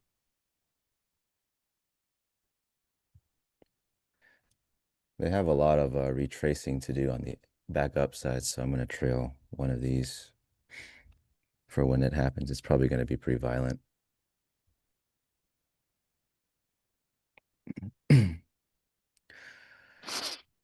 Yeah, the short, it's actually quite simple. On this chart, it looks like a really sniper entry, but in reality, it's just this. Let me pull up my 1 hour. Noticing that, well, first, let me pull up. Can I show Globex? Anyways, well, this is mostly a Globex profile at the time anyway. So I noticed Globex did build an upper distribution.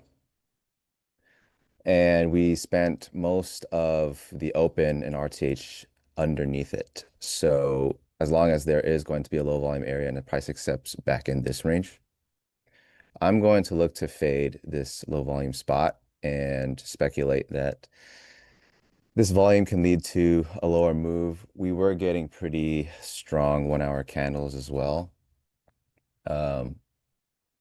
I did anticipate the 7 o'clock, my 7 o'clock, 10 o'clock Eastern candle to close pretty strong as well. So we got that. Off of the wick here. Drilling down to this, it was a sweep outside. So upside of this pivot right here, 1, 2 attempts, they didn't get too much. And then I got short off of a sweep back in. They really didn't do too much on that sweep. So if they're going to extend on the 3rd attempt and not do much, I'm gonna take that chance. So I had 7 on, I've taken 5 off. My idea was I wanted to get down to 2 at the most before the data, the ISM services PMI. So I went down to 2. It went in my favor, right? It's kind of like what Pac said.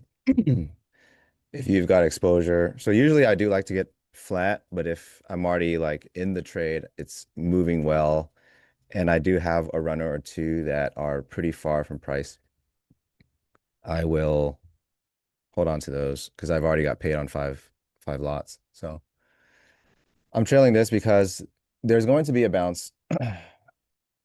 We do have a pretty big move down. We are pretty extended from the 9 EMA. It's going to bounce. I just don't know when. And this is for when, because I don't think it's going to be a small bounce. I think it's going to be a pretty big bounce. So take 1 off and get back down to 1. So once again, this is the short is just this. I mean, I've outlined this a bunch of times, the same thing I do every time. I'm looking for some sort of volume build that is not getting what they want and to pretty much take the market down. This is the first break. So that was yesterday. Today they're just digesting that. I mean, we sold today from the same place we sold yesterday, basically. Yeah. Right from that open.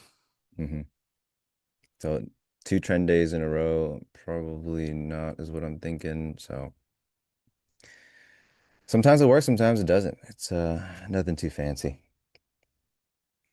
The longer we hang out here and build volume, it could be good for you.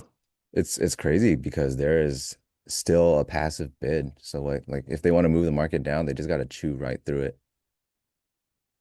There's still bid in the market. The bid's always out there. Bid's always out there. What's going on, chat? How's everybody doing on this Friday morning? Took out a new low. kind of stalking along. Not trying to catch a bottom or anything, but getting a decent pullback into yesterday's range. So just seeing all this bid activity has, just below the overnight low has me, just kind of curious. Long and curious. I don't have a short position to jump into with my style. Yeah, if I wasn't already in the short, it's really hard to get one in now. I wouldn't have even gotten into this short. I still think there's going to be a pretty sharp retracement at some point. So it's almost impossible to want to do anything with that.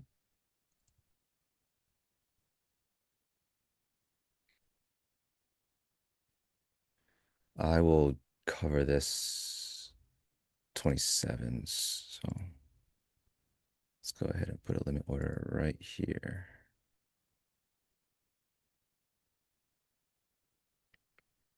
So I'm going to start sandwiching this runner in.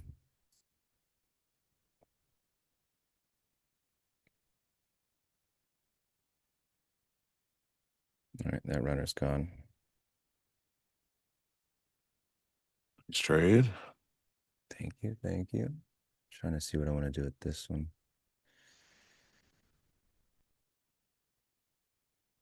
I'll probably leave this here. Our vol is 74, but we're actually getting some rotation. I That's kind know. of interesting.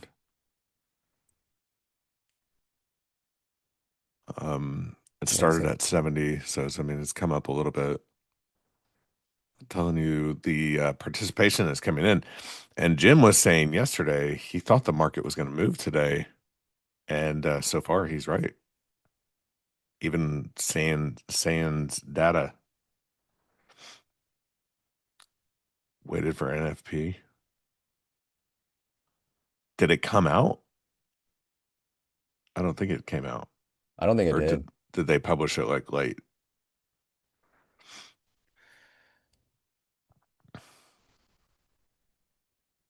No. Yeah, they're Okay, saying that's what I no, thought. no NFP. Yeah. Yep. I checked yesterday. It all said like ISM. Yeah, that came out. Got blessed. I got blessed with that one for sure. So the ISM blessed XYZ. Blessed. I'm gonna let's see what we do here in this low volume node. Nothing. Nothing yet.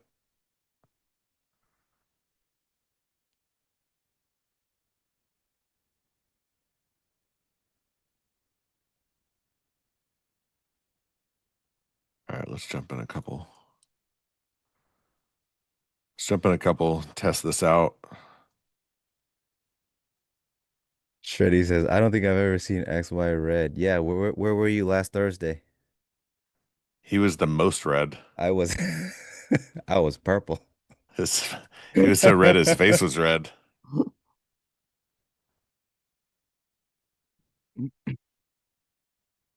Yeah, there's a bit of absorption here, but there is not really a responsive move away yet.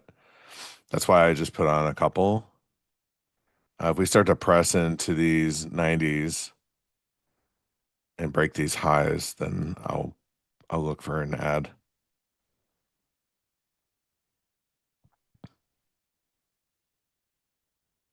We could be stuck down there below the 60s. It looks like it's quite a bit of volume, a lot of selling, and they are being traded against. This could be that bounce.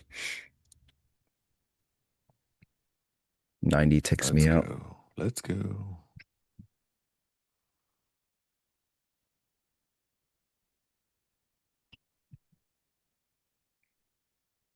We're starting to build a distribution here from a volume perspective.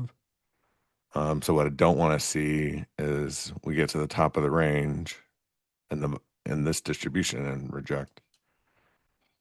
So I want to kind of see we break out from here. There's a lot of buying there. Yeah.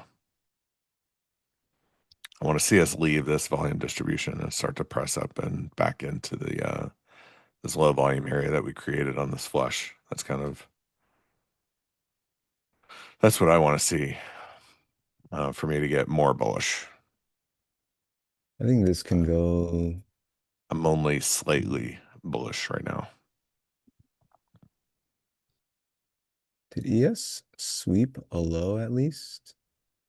They I did. don't think did it. I think they swept it by a tick. Let me see. No, they didn't. They're one tick from it. All right, so I'm going to take one off because we did exactly what I didn't want to see. So I'm just going to reduce my risk, and then I have a pretty tight stop here. So if we start to see this break away from this distribution, then we'll look for an add to get longer, bigger, longer. But you know, we had hit the top of the range and this little distribution, and it sold right back into the middle. So that's the thing. That's the example of what I didn't want to see. So that's why I'm, you know, cut it down to 2.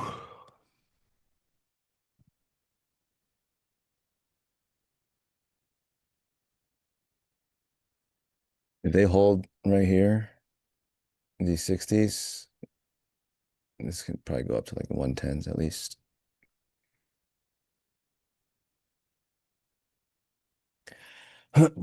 What is mushroom? X is drinking that mushroom coffee. What is mushroom coffee? Is some secret stuff I don't know about? Unfiltered Friday going hard. What's mushroom coffee? I don't know. All right, let's see what we get here. Got to leave this range for me, you know. Called dirt water? Dirt water. I'm not drinking no dirt water, that's for sure. It's gross. Jim tried it. It's a gross. nootropic. I've never even heard of this. It's a nootropic. It's good for your mind and body. Yeah. Coffee with hallucinations. Psilocybin. I'd rather be just It seems like caffeinated. everyone but us knows about this mushroom coffee. I'd rather just be caffeinated, bro. Not gonna lie. Love me a good glass of dirt. Yep. Okay. Look, everybody drinks it but us, apparently. Okay. We're trying to leave this distribution now. And I've got targets to basically back to the opening range. So what I want to see now is not this. I want to see us continue to push. And then come back and test this area from after showing, you know, hey, we're trying to leave. And then I'll add. So that's how I would add to this position right now. If it just runs, that's fine. I'm cool with that too.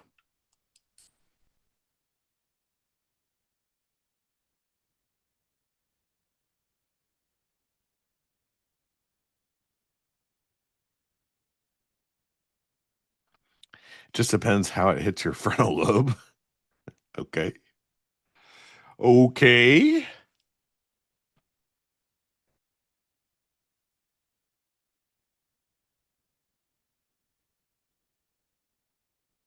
You can snort the what?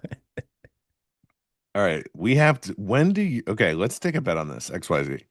What's up? Somebody, let's vote. Can we do a poll? Production, can we do a poll?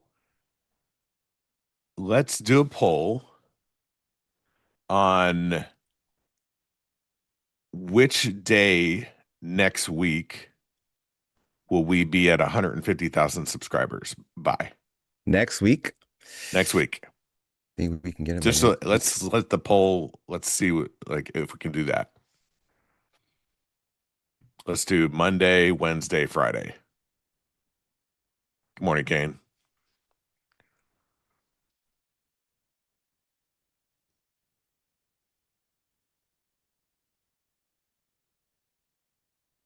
I say Friday. So here's the thing. If you hit it before Friday, you're wrong. So if somebody says Monday and it's, Oh, so you you do a know, Price is Right thing and just go Monday? no, no, it has to hit on that day. Monday, Wednesday, Friday. It I'll has to say hit on that day. I'll say Friday. I'll say Friday. You're going, I'm gonna You said I'm about to go, Shreddy, you said I'm about to go red on a trade? I'm What gonna go day? with Wednesday. Now you said Friday, I said Wednesday. What do good men do when they have two different numbers? Let's put some money on the line. Nah, I'm not taking no more sports bets.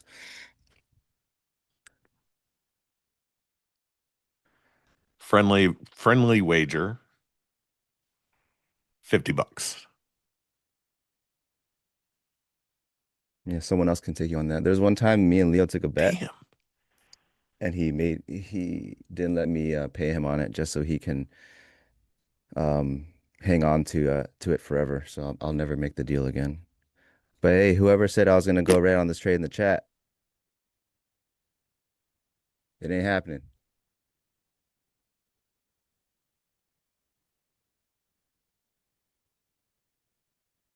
Us building volume and just showing more interest down here is not interesting to me for adding to any risk to this trade. Did you go short again? I got short 87s, 86. Nice. I'm gonna take one off here. If they bounce here, I'm actually very Gonna cry. cooked. So I'll take one off the risk. I'm looking for the 60s to cover two more. That should be a good test.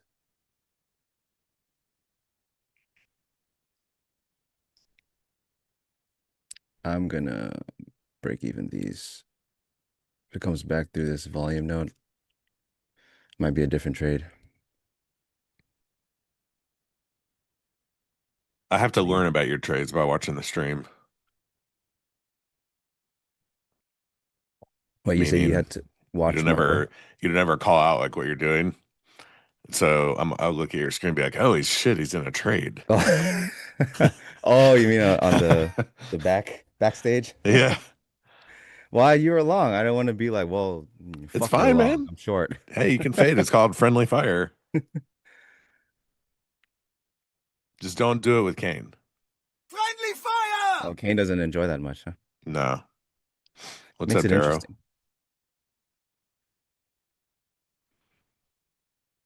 Betrayal. Yeah. Betrayal. Betrayal. That's one of my favorites.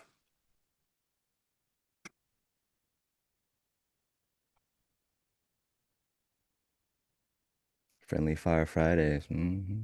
Friendly fire, unfriendly fire Fridays. How about Well, that? if I get this trade chat, I definitely won't be trading for the rest of the day. That's two for me. So What, you get two wins and you can't trade anymore? actually, it's one. You Wow. overestimate me. Wow. I use everything. I use everything on that one trade, and that's it. It's interesting that the Dow must be mooning because ES is super bullish and NQ is not. Somebody tell ES somebody is tell like me the way Dow is stronger moving. than NQ too. Yeah, that's what I was saying. Like the That's Dow what I is. hated in the morning, taking that short. I was like, I don't know, I might die here, but I gotta try it. You had a really good long early. You Or went in long this the morning. lows, right? Yeah. Wait, yesterday? No, What are you talking about? today. Oh, early this morning? Yeah, going Yeah. up to the highs. Yeah, I did.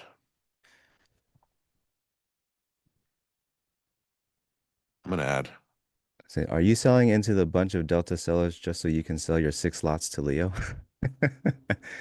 No, I mean I think this is the very key spot. It's the 60 65s, which I just took more off. And then this is like the low volume to that volume that drove price up. I don't want to go into it not taking risk off at all yet because that can be who's responsible for an up move for the next 1, 2, 3 hours. So, and Leo's in there. And you know why he's in there, because they are the ones responsible for pretty good bounce. I don't want to go back into them and not take anything off, not get paid at all for the idea. Oh, we're just dicking around now. All right, I got something that. See if they can fill. Nice. I'm down to 2 then. I may jump back in this actually. Let's put the original 5 on. Go 6. See if we can get these. I liked how 12. they flushed it and then just immediately gonna bid back out of it. I know. I think So that's like the take this the is a stop out and get possible back low in. day kind of thing. Mm-hmm. ES definitely looks like it. I mean, ES is looking for new highs Yes. pretty soon. They're still buying in this range too. There's a lot of buying.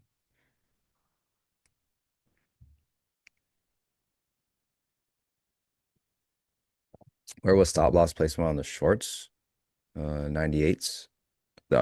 These most recent ones was 98s.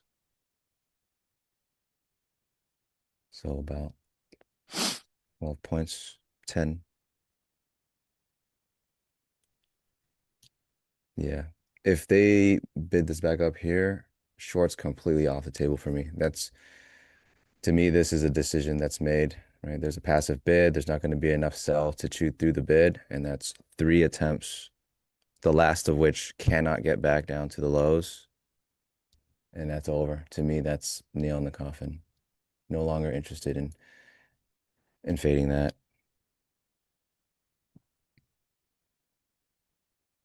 Dow is going beyond the moon. Yeah, I figured. Wow. Figured. That's why ES is so strong.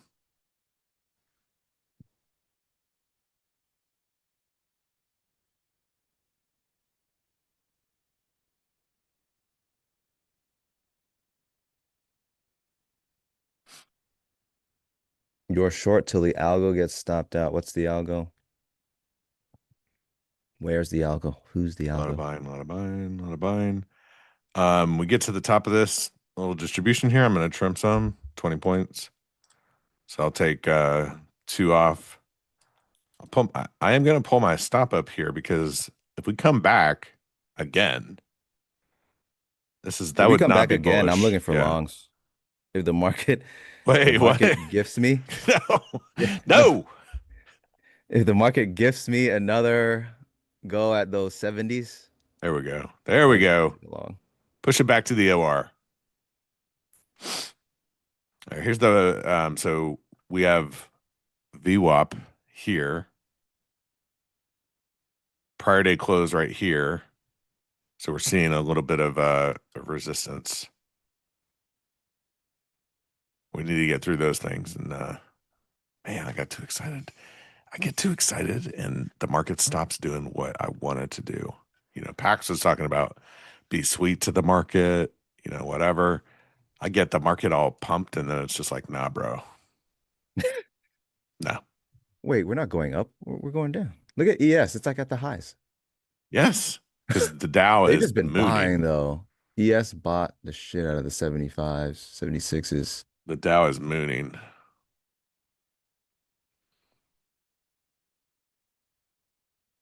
Are you gonna buy it? You said if it came back, you were Maybe the gonna buy it. 70s, mid to low 70s. Yeah. Fuck. Let's see. Let's see what it looks like. I hate this.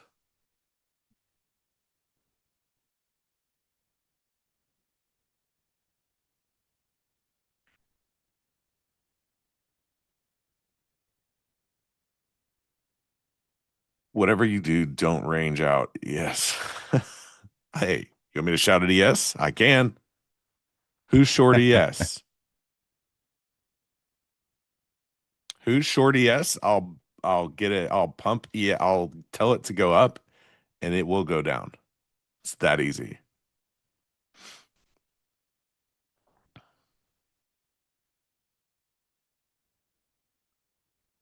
Yeah, the mean reversion. That's why it took, we get to the top, like we have a range kind of establishing, right? So we get to the top of the range, take some off, see if it can run. Um, I'm still looking for that trade idea where eventually this becomes a low and we start to move back up into the opening range, into the open.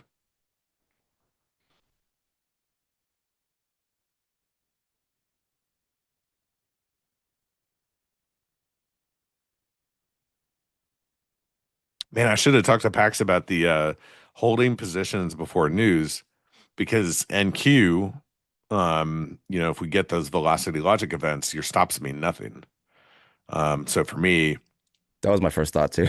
yeah, the only reason that I don't really hold for a news event is because I primarily trade in Q, and if we have if we have one of those events, your stop is kapoosh. It doesn't mean anything. It actually doesn't exist. It's where the market tells you it is. That's why you remove stops. I got stuck in two of them back to back. Thankfully, it was just a micros trade for 300 points. 300 points slippage on it? No, look, okay, so I was in a trade. We had a news event, right? The market came back to my, position, where my stop was supposed to be, but it was a velocity logic, so all my stops got pulled, and the market went right through everything, right? And so I'm like trying to mark it out, nothing, because the market when it's in pre-stage, it doesn't take market orders, only takes limit orders. But you have to be fast enough to be able to, find the ladder, where the price is currently traded when it's moving that fast. And so it happened. We started trading again, and then it velocity logic again. So it went for 300 points before I could get out of my trade. Yeah, I don't like to be on the book for like big data drops and stuff. It's not slippage. It's just the fact that you can't get out of your trade. It's not like your stop didn't go in and you got slipped 300 points. It's literally when the velocity logic kicks in, all limit orders are removed because the market goes into reset mode.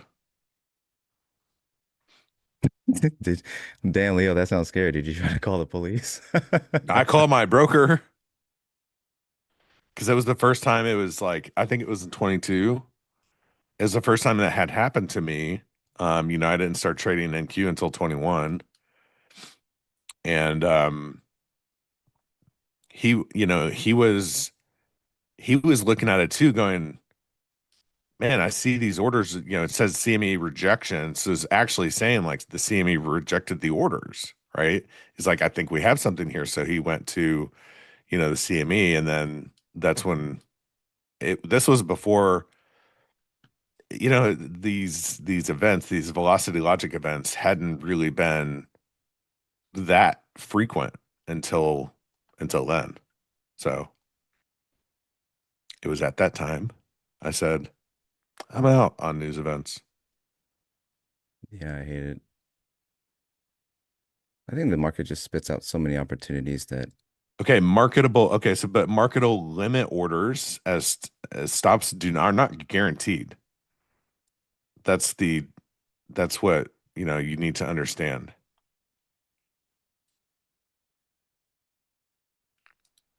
All right, I'm gonna trim one more and just drop this down to 3. We just keep chopping around in this range, and I may even go down to 2. Yeah, I just got stopped out trying to long it. you did. Damn, bro, you been short, long, short, long. I can't keep Yeah, I thought up. that was gonna be it, but they said no, I think we'll stay in this range. So I'm like, okay. I am no longer interested in That's shorts. correct. A stop when triggered becomes a market order. That's absolutely correct. Nothing feels better than getting slipped 50 points on a news event. You got to try it at least once. Hey, if you ever want to feel something, just get slipped 50 points. XYZ, is this looking like a bearish pull and flag? You got to tell me, man. I don't know what that is.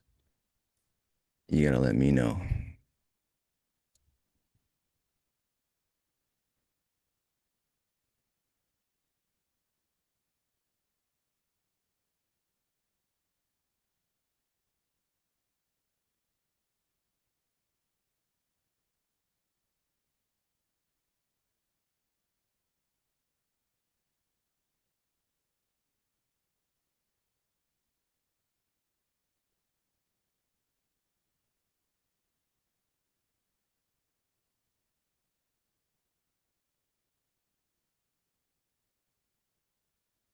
So something has to change here for me to do something different.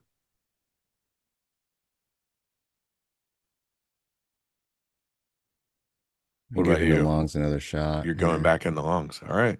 Yep. I Let's got go, XY. finger on the Woo. flatten button. If they don't get this done now, I'm just gonna take it off. Oh, it's happening. Let's go. Pump it.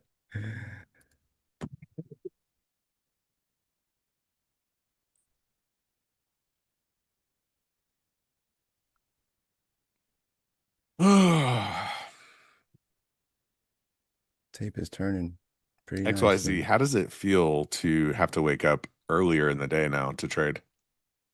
Uh, the trading is nice. The waking up is still not nice. But I Still mean, I've getting always used to liked it. A and B period because it just your ideas, it's like that. It happens quick and there's a lot less chop on the way to the idea. But waking up for it sucks. So, that was always the give and take. But Yeah. since I gotta be up anyway now, I can take advantage of it. Fridays have been the best days for me in the markets since we started the Friday streams. What's your schedule now? Is it Wednesdays, Fridays, and mid-afternoon or Tuesday, Tuesdays, midday and afternoon, uh, Wednesday afternoon, Friday morning, midday, Friday morning, midday morning. Yeah. midday morning? Yeah.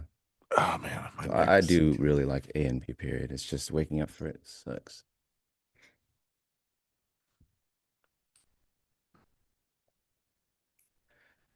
Are you still on? You're still long, right? You didn't abandon me? Me, no, I'm still long. I'm still long 69.75. I only have two on. Um, happy to put more risk on if we start to, I guess what I want to see is we break away, like I've been talking about 100 times, try to get back to this open and give me some, like a little pullback for continuation. ES is new high, like two ticks from new highs. They may have made new highs while we were talking. V range. Yeah, Dangerous. B range was the nut low. Dangerous. Yes. It's just, I wish I had that on my NinjaTrader chart. I don't like how they're stalling so much up here.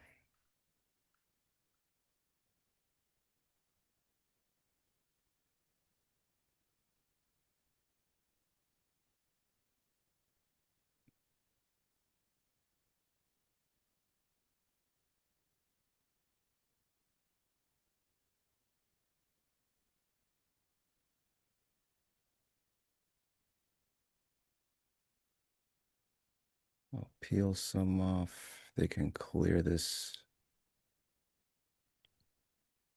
Nice. I'm going to take two off now. All right, going down to three. I'm going to look at V. I'm going to put break even on this risk now. Looking for a VWAP. And then holding two for new highs. So now I can sit here and talk about how I didn't want to go short anymore after those lows because it already worked out and I can hindsight this thing. Um, yeah, a lot of attempts there, guys. 3 attempts. The last one, unable to. Actually, we can say unwilling to transact back at the lows where that volume that Leo was playing off of was. The reason I decided to start covering in the 65s, this volume right here. They don't get access back into this. The sellers are done for because there's a lot of selling in it. It's the same idea as the short that I took off of a high time frame volume. Fractal. Everything I do is completely fractal. It's the same ideas, just different time frames. So Can you define that's fractal, sir? fractal is the exact same thing from high time frame to low. Uh, So it's a pattern that repeats on different time frames. on different time frames, yes. Yeah.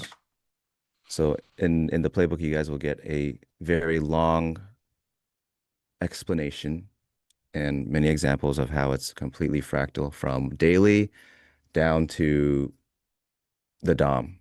So daily, 4 hour, 1 hour, 5 minute, 1 minute, down to the DOM. Kane, we did explain it like you're 5. Can Do you you want to explain it like you're 2?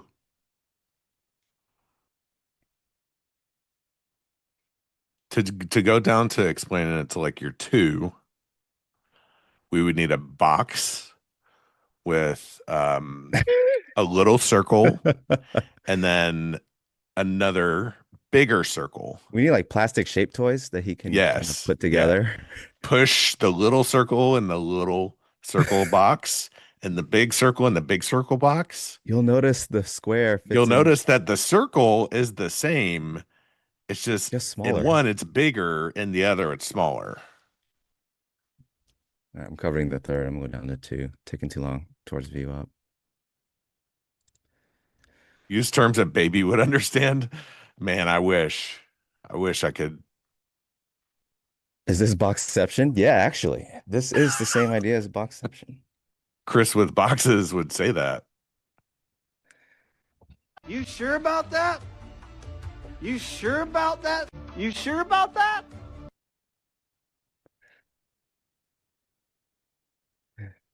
Hey Nick, yeah, maybe one day you can stream. You can stream those toys and then show them how. Whoa, whoa, whoa, we're running, huh? Good things happen when we're on the same team, it looks like. I don't know. There's been times we've been on the same team and it hasn't been good things. No, don't talk You about know? this. You know we're not supposed to talk about this. Okay. No talking about losers. It's the rules. We don't have losers. They don't exist if you don't think about them. Have a very short memory as a trader. That is one of the things that has helped me tremendously. Hey, look at ES. Wow. Yeah, it's fucking go time. Fucking go time.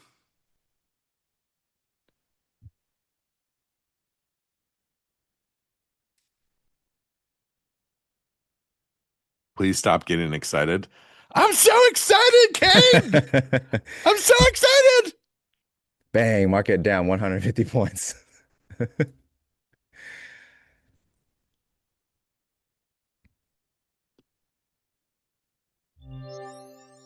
They want to clip that. I had to give them the clip. Oh yeah, clip it.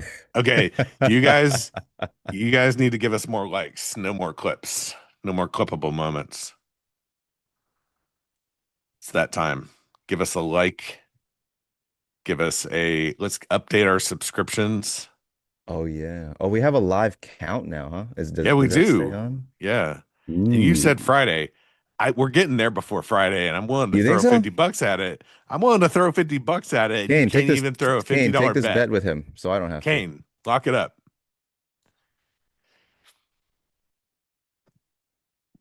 Kane won't take it because he's smart. Okay, the bet. Tell him the bet, XY. $50. If it happens on Friday, you win. What did you say, Leo? What was yours? Monday? Wednesday? Wednesday. Wednesday. So if it happens outside of Wednesday, any day at all, you will win $50, Kane. No, that's not true. That's bullshit. Tell the right bet. Chat, that's the bet, right? Chat, tell me. Tell everyone that's the bet. The bet is we hit 150K on Wednesday. I win. We hit 150K on Friday, you win. If we hit 150K any other day of the week, we both lose. Everyone Venmos me $100. I'm the market maker. I'm the algo. The over under is Wednesday. Oh yeah, you could do over under. There's also that. Over under, okay. I'll do Wednesday over under.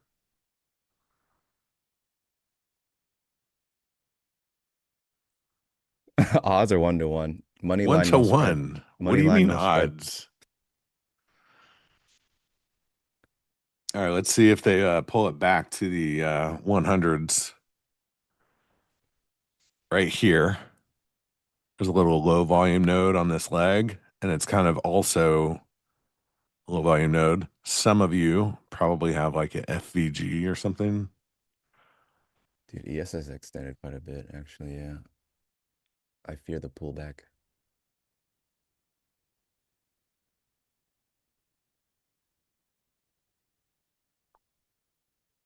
Oh, yeah, BH Trust. I would. Just to win the bet.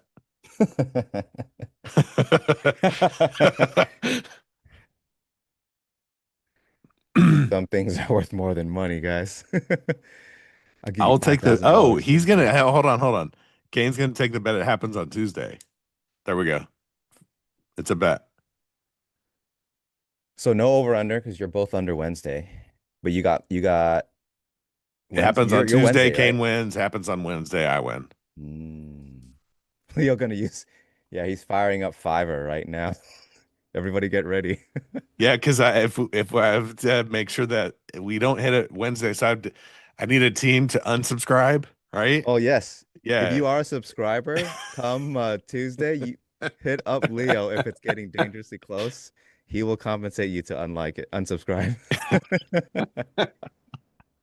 It's not about the money. Willing to pay 10K to win this bet. Mm, look at this, Kane, right there. Chat. I am doing a giveaway of $5,000 on Tuesday if we hit 150K. There's a position tracker you can get. Somebody in the production side can throw a link up to it. It's just a free tool.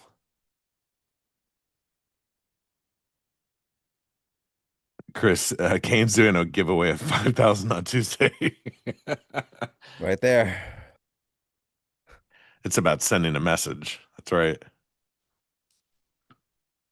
And now everyone's just a chip bully.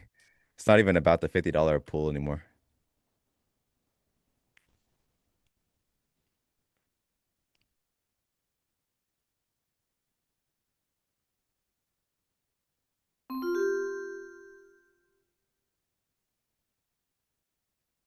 Edge alert, crude oil plus almost 1% in this session. Well, it took out those monthly lows. Makes sense to get a bit of reversion. Tell you what, I hate this. I need to hurry up.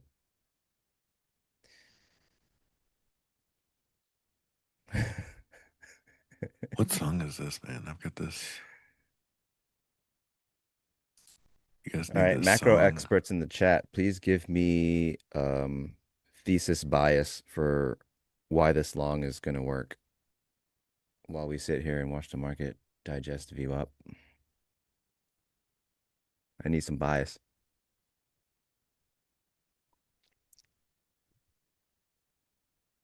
because chat is short. All right, oh, that's good enough.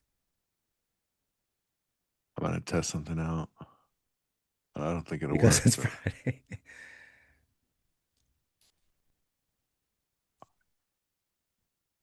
Dates are fractal.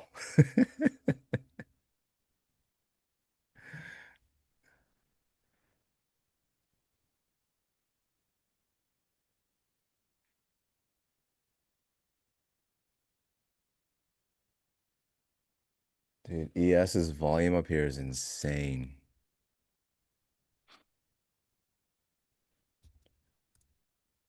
Why?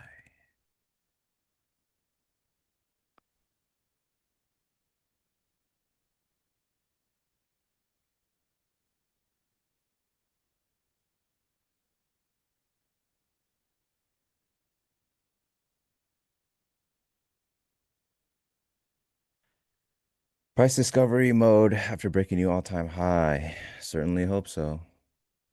Well, ES is definitely doing that. There's an insane amount of volume being built in a 2-point range on ES right now. somebody listed 1,400 lots, almost 3 ticks, 4 ticks off the high in ES. Yeah. Pretty insane.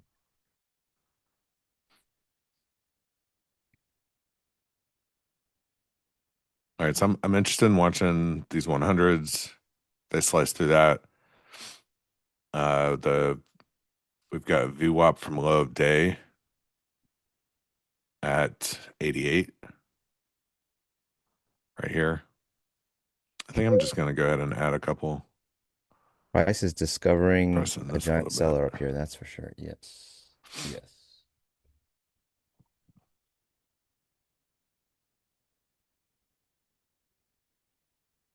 Really slow. It's slowing down quite a bit. But I'm willing to, press into this trade, kind of like bigger picture, seeing what we're looking for. Um, so I'm just trying to use all of this context to get, additional size on, looking for that continuation. If we come back and stop me out, that's cool too. Yeah, I gotta stop where my entry is right now. I'm They take probably me out near here. your entry. Where's your entry?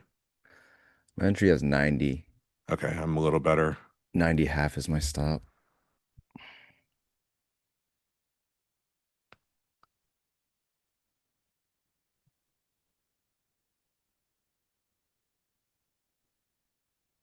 Just take the VWAP.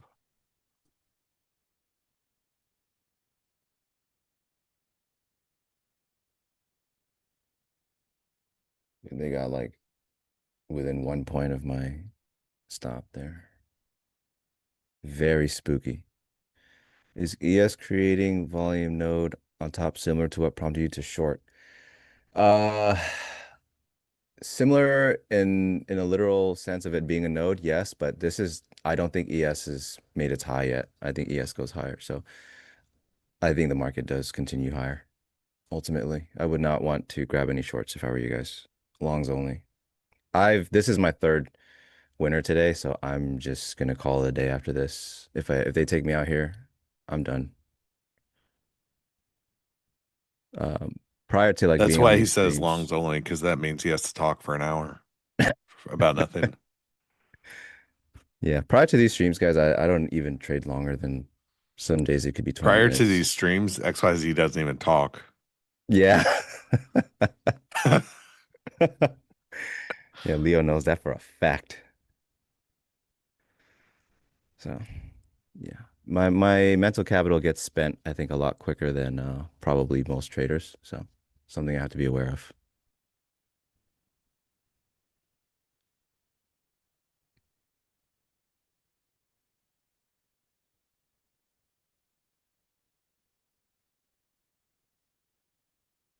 That's probably like a give and take with being an order flow trader too. I think if for a lot of traders, if it's price only, you don't have to spend so much mental capital staring at all kinds of things and trying to speculate different things. But for me, like I'm seeing numbers flying at me all the time, everywhere, every which way.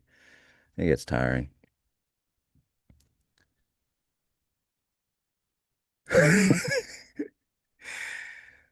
Yeah, Kane.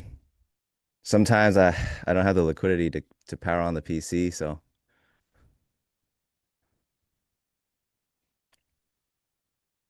what time range do I There trade we in? go. There we go. There we go. These are 1 minute. Look at when the markets cooperate with what you're trying to do. So now I'm gonna trim. I'm gonna go. Got a nice rotation out of that. So I'm just gonna go back to the two.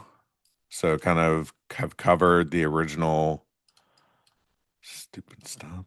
The original long from down here, added up into here, took, profit at 15. And now I've got, obviously a worse entry as far as price goes. But, I've already paid for this whole trade sequence nicely. More So now, exposure in the right direction. yeah. So now, um, I'm just going to let this thing work its way either to the upside or to my stop. I'm probably gonna cover one of these two up here. I'm looking at ES. What's interesting is if we tap this mid, that might be, that is a short trade based on the conditions we've seen so far. but You we've said got the to get word up there. short, so I covered one. Oh, You scared me out of it. I Hope was you're talking happy. about up here, up here, I up hope you're here, right up here. Would you say the LVN return you were looking for has been done? Yeah. Yeah, it came through to the LVN. We added right here at 104. Yep.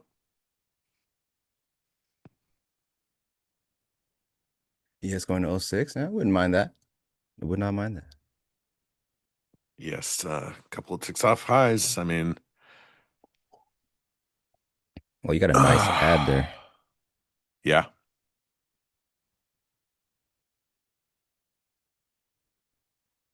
NQ still not broken IB. Yep. IB is what? IB stats are open. 172 or something. 168.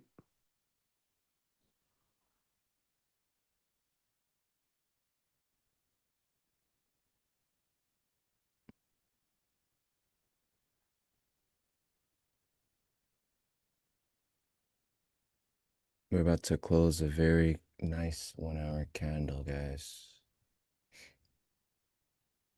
Yeah, that low is very nice. It's a prior PLC. Very nice. Too. It's a good. Very nice. Very nice.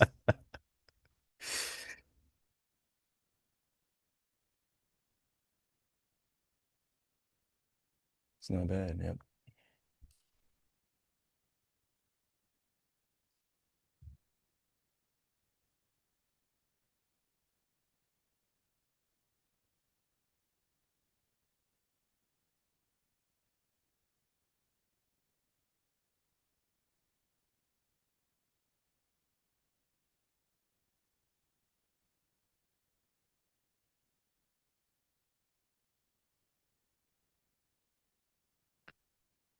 Still so much volume here in ES.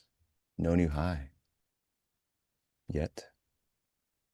Yeah, lots of offer delta up there too. Yeah, they could just spike this thing at some point. Straight to 06. Let's go.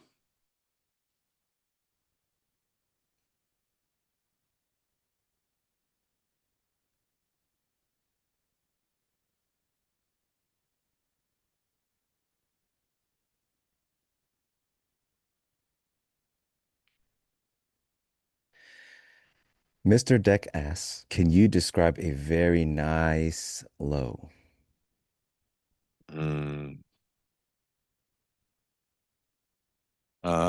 Yes, I will. Give me just a second. It's going to require me to fire up another chart.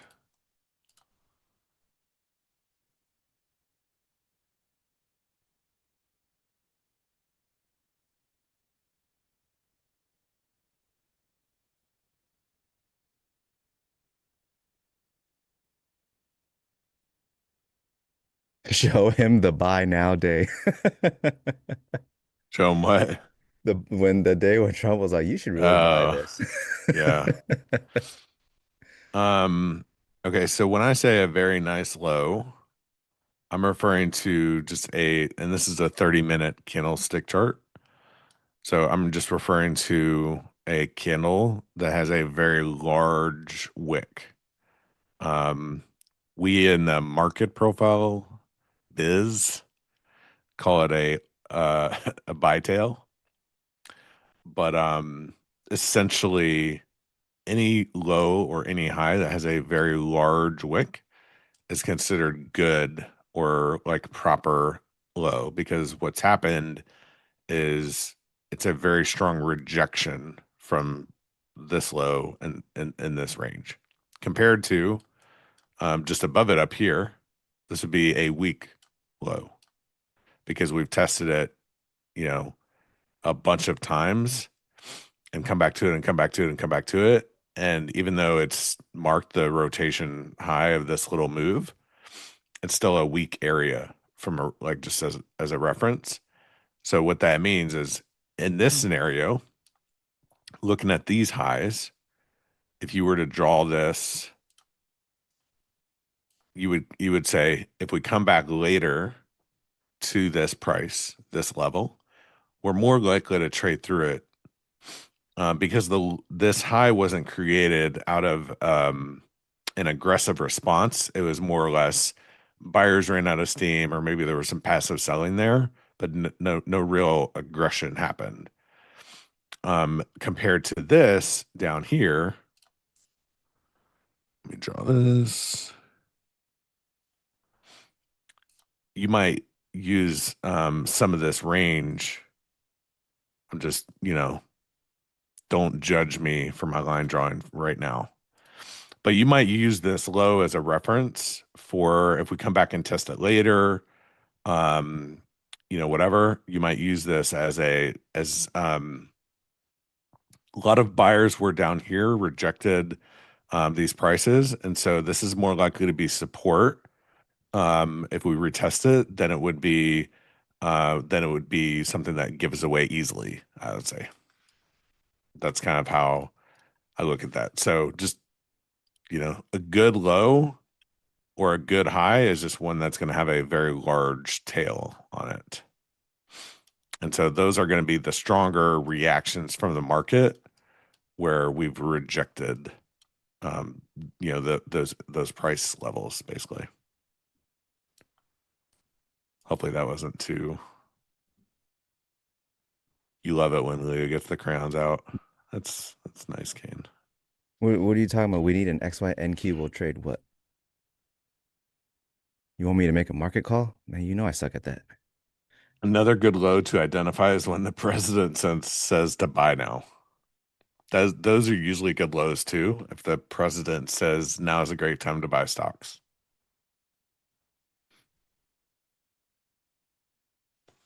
NQ will trade 25K. Oh.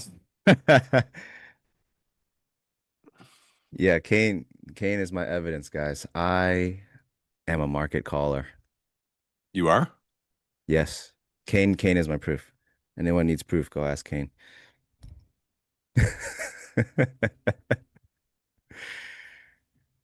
Do you apply the same mental capital concept when it comes to blackjack as you do with trading? No. To me, No. casino games are purely entertainment. I expect nothing, so. That reminds me of Sam. The XY guarantee, yeah. Yeah, it works 50% of the time. You don't remember? You never heard Sam talk? Expect What? zero. Oh, you're talking about, is he still around? I don't The know. Is GOAT. Sam still around? Uh, um, was it something red dress? What? Wifey smiling? You talking about Yeah, that Kane, guy? we're on till 12. I said expect zero. Don't take it to zero.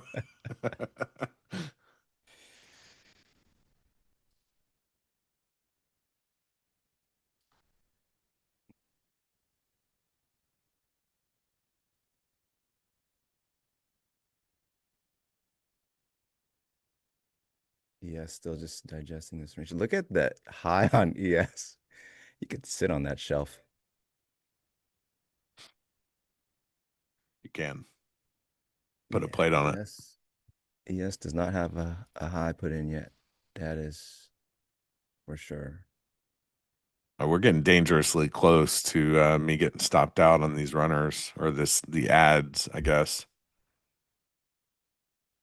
Um, Those are some good ads. Man,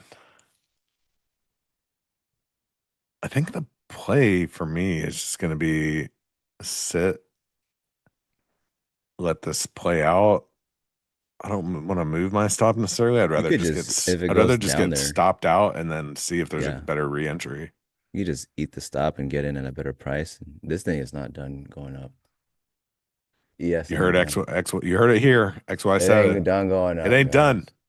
It ain't done. It ain't done. It's tickling. Kane says add more.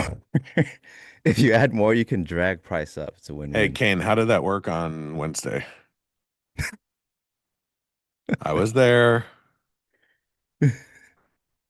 I was there Wednesday afternoon. I don't know what you're talking about. Nothing happened.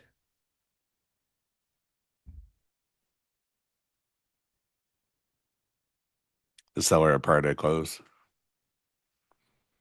Yeah, he hates The America. one at Pride Day closes, he's all right with me. It's the one that's sitting at VWAP trying to VWAP. unload 50 million lots. It's true. So much offer delta. It's like someone called some kind of institution and said, I need you to sell 100 million lots At VWAP. by end of day. They're like, all right, well, I guess we'll just park it here. Adding more to an infinite bid always ends well. We just ran out of capital. That's like the I almost had you. I almost had you, man. I almost had you. If I had some more capital. You never had me. You never had your car.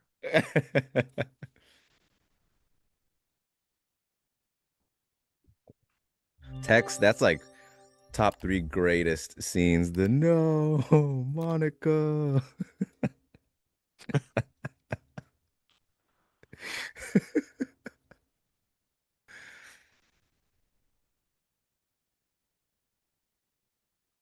Are we seeing this chat? Look how close. It came to 02. My stop is at 101. Is that 101? 101. Dude, I got blessed earlier What? too. Came within 4 ticks of my stop before the move back to VWAP just earlier. That's crazy. Market give, market take. All right, fool me once, shame on you. But fool me twice, We got to shame chew on through me. another like 30 million lots at I VWAP. So yeah, I just covered one on that VWAP test. It's like there's a sign, hey buddy, we just rejected off your stop. Give you in Kane the wanted you to better add and like just 8 give you more. an exit. All right, that's it. That's the pullback. No more. No No more more pulling back. pullbacks. Pulling back is now deemed illegal. Pulling back is illegal.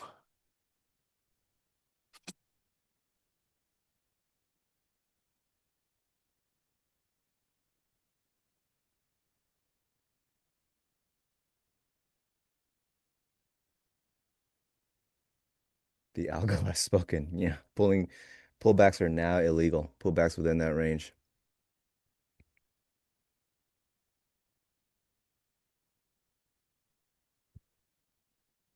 I mean, ES is about to trade above quite a bit of selling. Ideally, that should do it.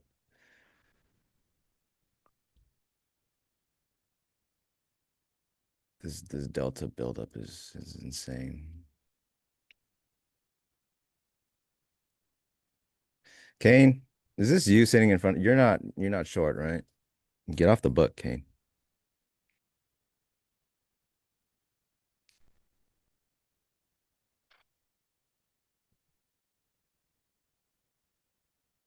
Long from 75s. Okay, good.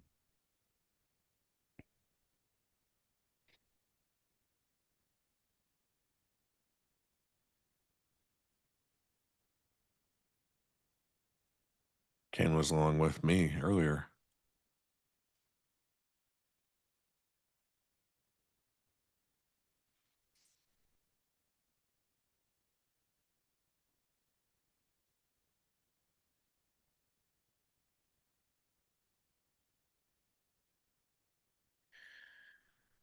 What can I do?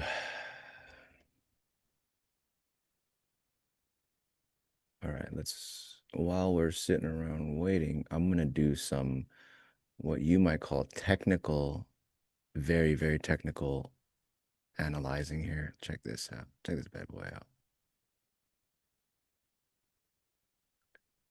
How am I supposed to do this? Right here. Bang.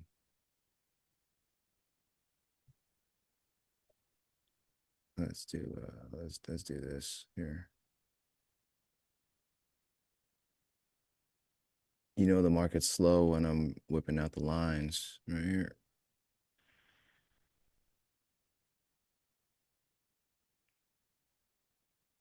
Somebody in the NFL just said quite a bit at 101.5. I'm like, yeah, I know. Saw it real time. Well, this line, guys, it's Did you, something will dude? happen. No, you just put the last Yes. time you did that, it was mental damage to my life. Well, when the market's slow, it's what you got to do. If this line goes, You're gonna get things will short. happen. Something happens. But if it doesn't, the other thing will happen. They keep bidding out of the 100s.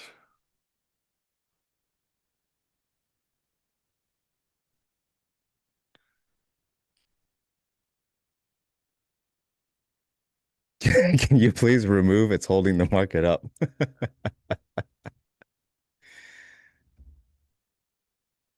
They forced my hand. I have to do it, guys. I don't make the rules. What's really gonna happen is it sits on the line all day. Then I say it's a very good line. I draw the best lines. And for a small price, you can have access to them. All right, they got me on the last.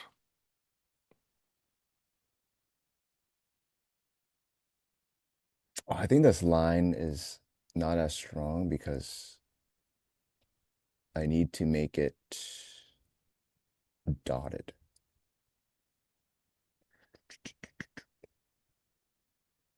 There you go. Let some air come in and out. See, as soon as I change this to dotted, we're moving back up. Can't make this up, guys. You're seeing it in real time.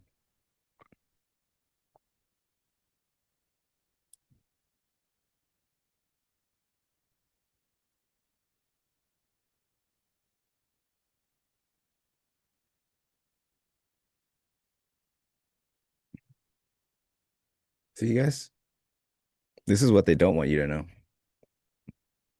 You don't know, you don't want to know what happens if I change the color, guys. You don't want to know. You're welcome, Kane.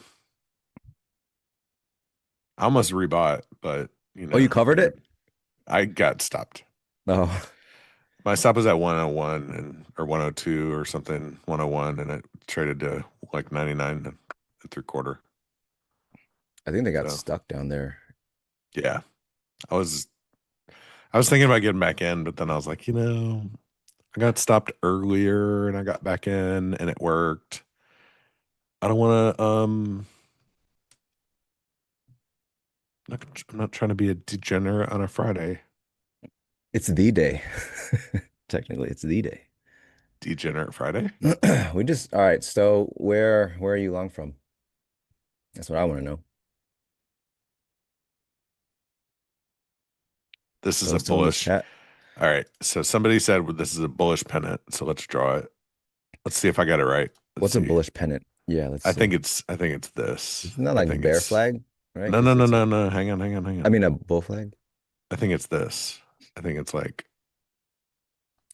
that. I should probably start it there. Damn it. 80, and I know I hate it. My runner is at 89, so you got me beat still. Is that the bullish pennant? Isn't Somebody that tell just me. a bull flag, right? Hell if I know. Exactly, Leo. Squirrel mom tells me I'm right. So does this mean we're winning?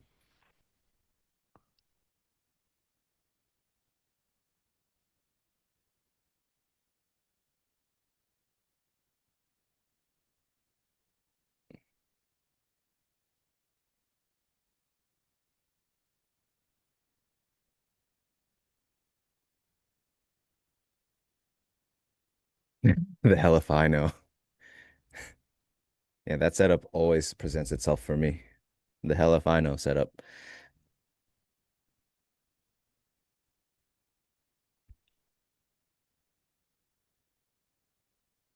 Do you think if we all delete VWAP, this thing would just continue to moon?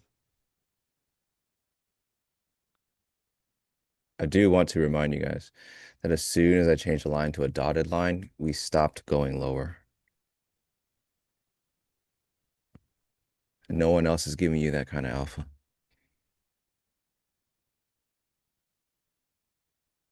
If everyone's long, we are probably about to crash. Yes.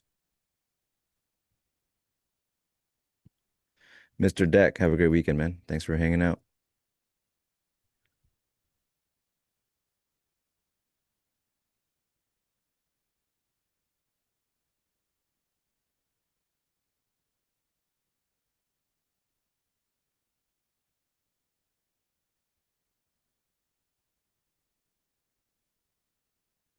BH, thank you.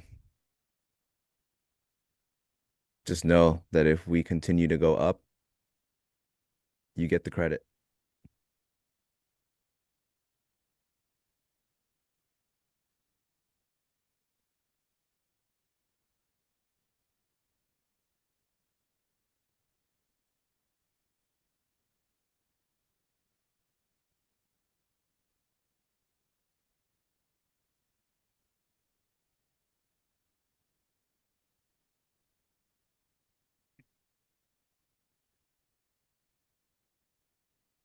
This is where we break out to new all-time high. Oh, Really did sacrifice. okay.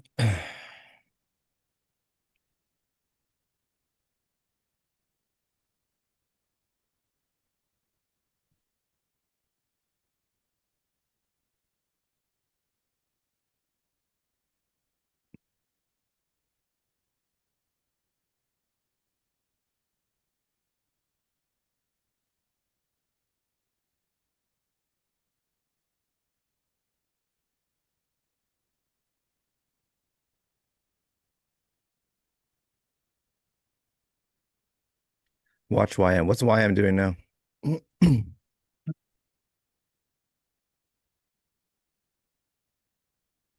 Pull it up.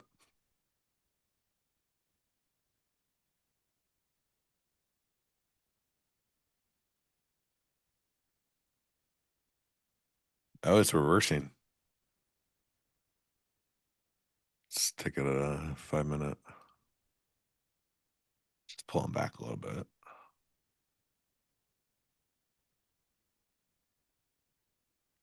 Man, what a trade in YM.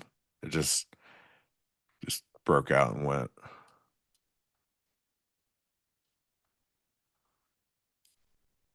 Anybody trade YM in the chat? Does YM stand for your money? We haven't begged for likes in a while, so guys, please go like it. Like the stream. Do the thing. Please. Please. Please. Please, chat.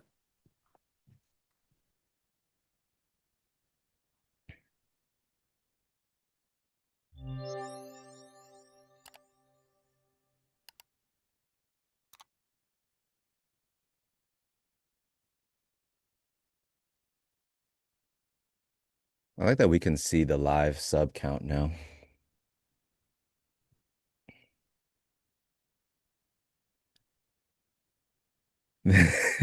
Night Trader, I see your comment. I want to acknowledge you.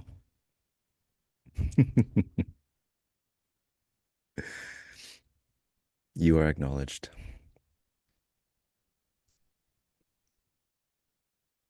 Colby, awesome, man. Oh, nice, Colby. That's awesome. I used to love YM, but when I started using gamma levels, I quit trading it.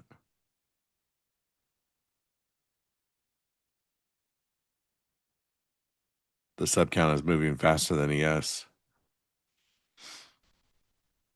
I guess that the way that I beat Kane here is that I just front run Tuesday and make sure it happens on Monday.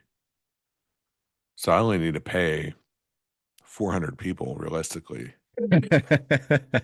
to subscribe on Monday. Do the math. Don, the reason I'm not a quant is because I can't do math.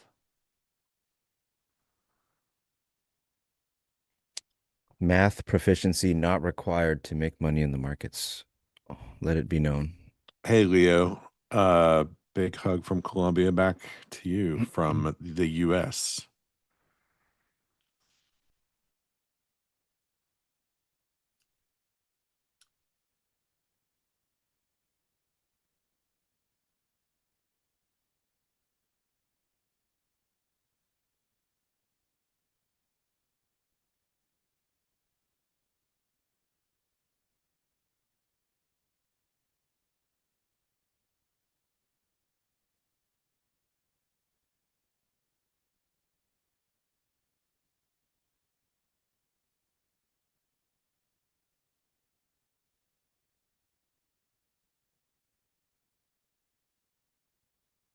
Squirrel mom.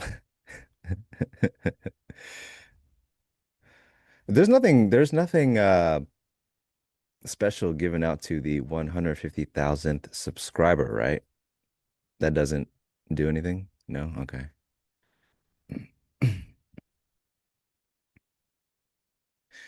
Okay, so uh Backstage just told us, guys, that if you are the 150th subscriber, you will be ineligible for any giveaway. So you have to sub sooner. I may or may not be lying, but don't take the risk. Gotta sub sooner.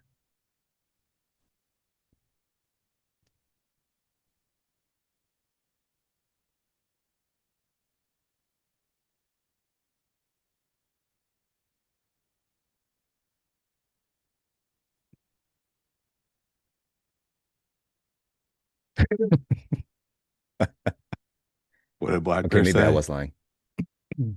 Maybe I was lying. Just hit the sub button.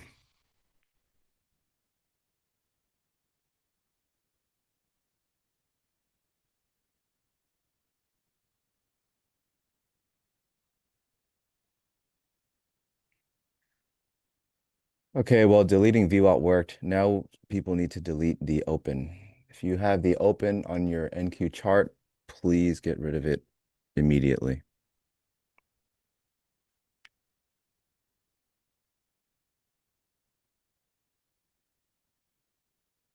Look, just as I say that, people deleted it and it worked.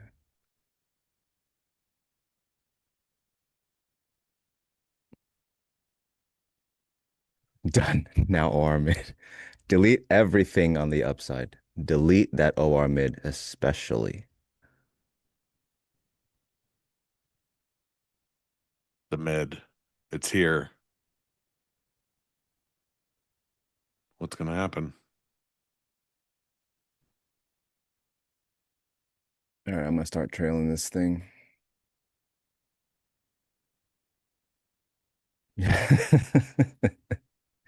And delete everything you guys have up there.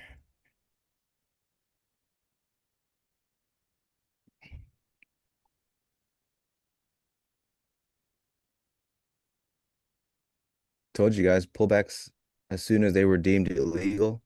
You know, market participants, they are law abiding. If it's illegal, they won't do it.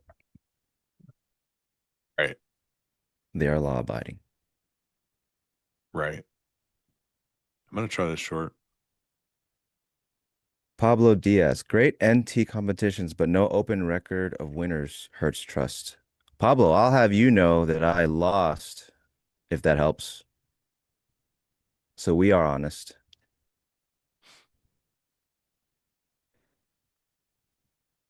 I deleted my long in the process of deleting lines.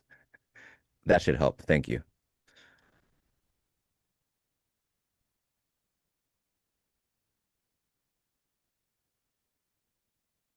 One wish left. Delete prior day high.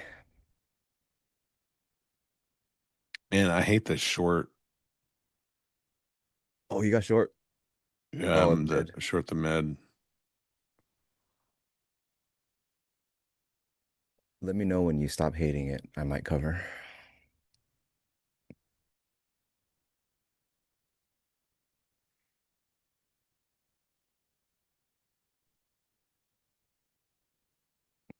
Stowe, are you here?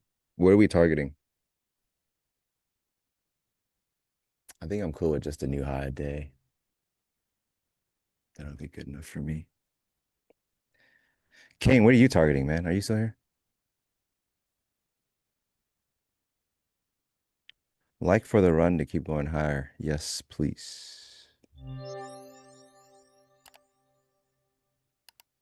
165.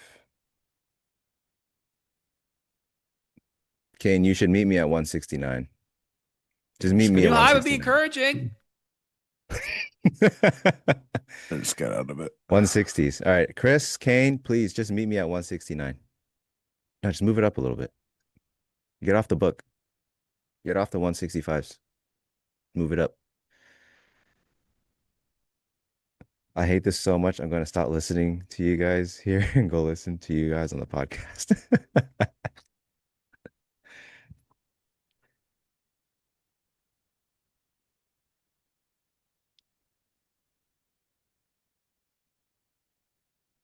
I've got some sick jams coming through today, honestly.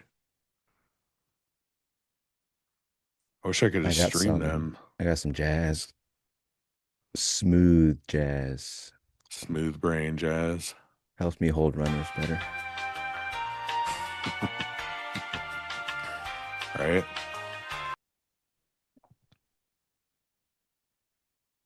Jim says 161.5. Now they're going to sell it. I don't love this short because the context of the day has shifted quite dramatically. That the setup kind of changes. Oh my God. What is happening with my life?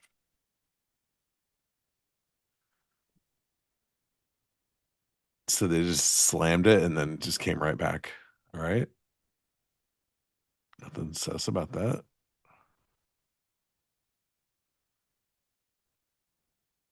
But anyways, it's the context of the day has changed so much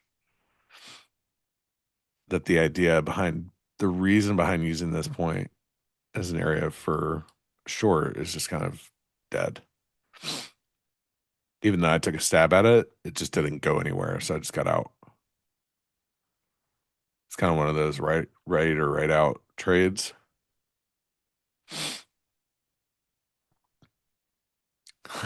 Kane.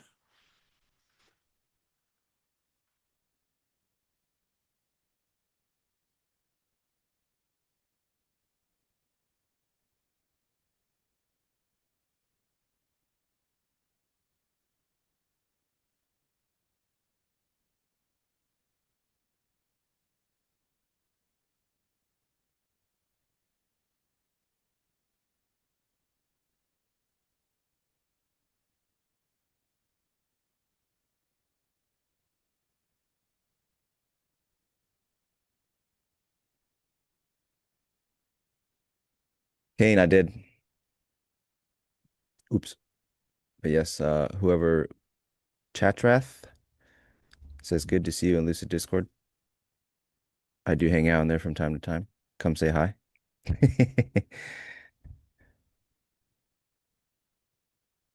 This stream is so much more calm than other streams. Well, I mean, the market hasn't really been doing too much. What do people do on the other streams? They just be screaming over like 5-point NQ rotations.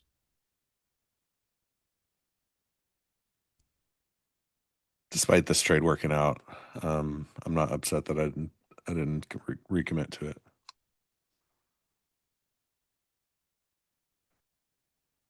But it is the setup.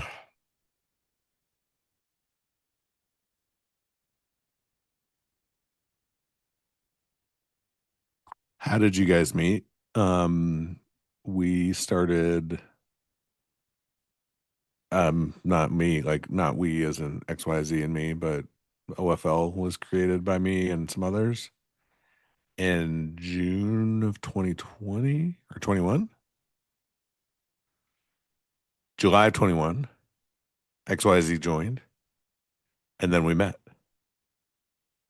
He That's the became, story. That's the story he tells everybody. But the real one is we were out and one of his friends slid me a note and it says, "My friend thinks you're cute. Do you like him? Yes or no?" And then I circled yes. what's Job do? He runs 2 weekly office hours and does the morning preps every day. What's the type? Do you think we can ever get Job to trade on NT? Um, will Job ever trade? I think the problem, no offense to Job, is he would have to learn how to use NinjaTrader. And Job is a very dedicated person to his platform. And I wouldn't want to put unnecessary pressure and stress on Job to trade on a platform that he's unfamiliar with.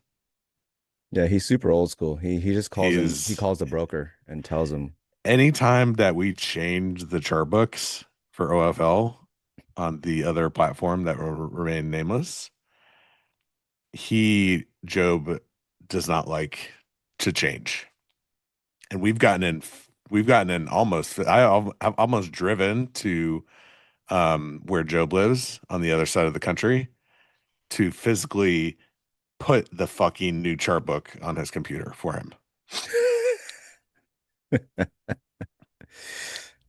So it's just one of those things where Job trades off of the volume profile in yesterday's paper.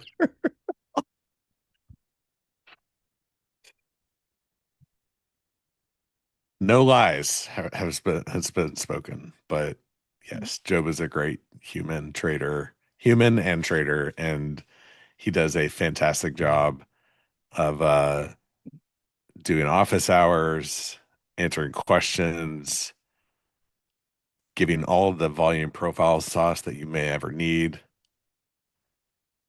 and does morning preps for everybody. Everybody in the chat should fucking put W Job. I heard you hired on someone on Fiverr to get the playbooks up on the website. I didn't actually. Somebody on the stream hit me up on DM and he was like, "Hey, I might be able to help you." So we have a call scheduled today to see if he can.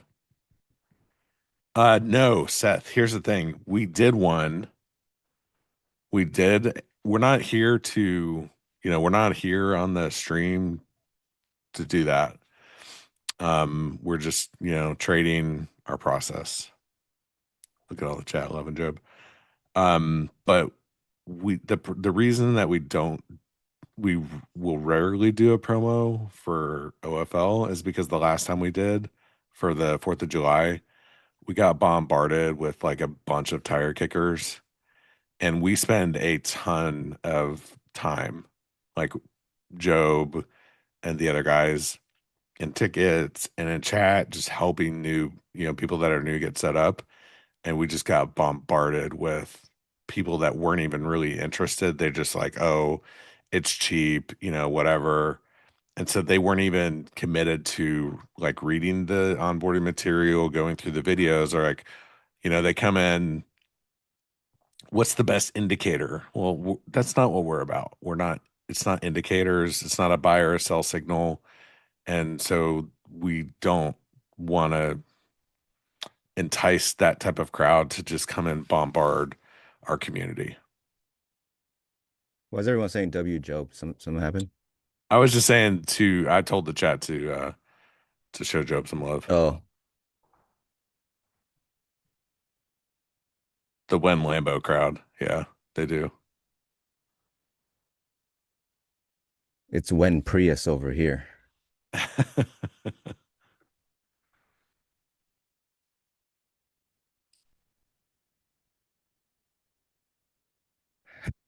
How much is your signals channel?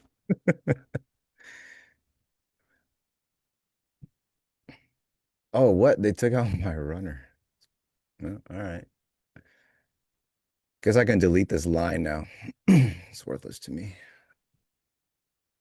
How do you work people into your philosophy of trading so they become successful?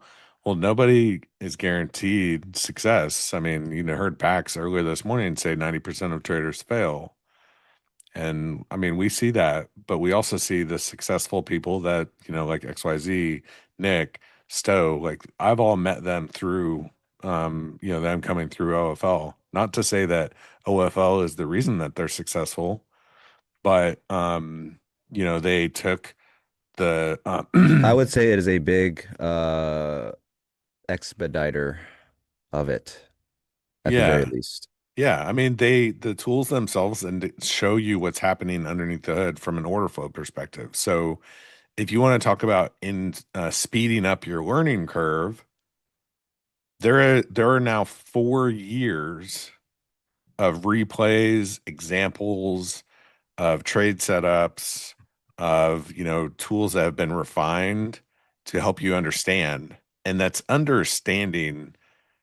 The understanding part of what's going on is way more important than like you know, we have other tools that I don't show on here just because I don't want to, you know, but there's like a like we have a tool called the Dominator. It does an arrow up or down, right? But it's not a buy or a sell signal. But when you see it and you understand why it's printing, that is more powerful than the actual signal print itself. So What'd you say? I want Stowe to stream that Yeah. next. That should Oh be my his next stream. gosh. Yeah, guys. So like Stowe, Nick, and I, we use it heavily. We've learned a lot from within it.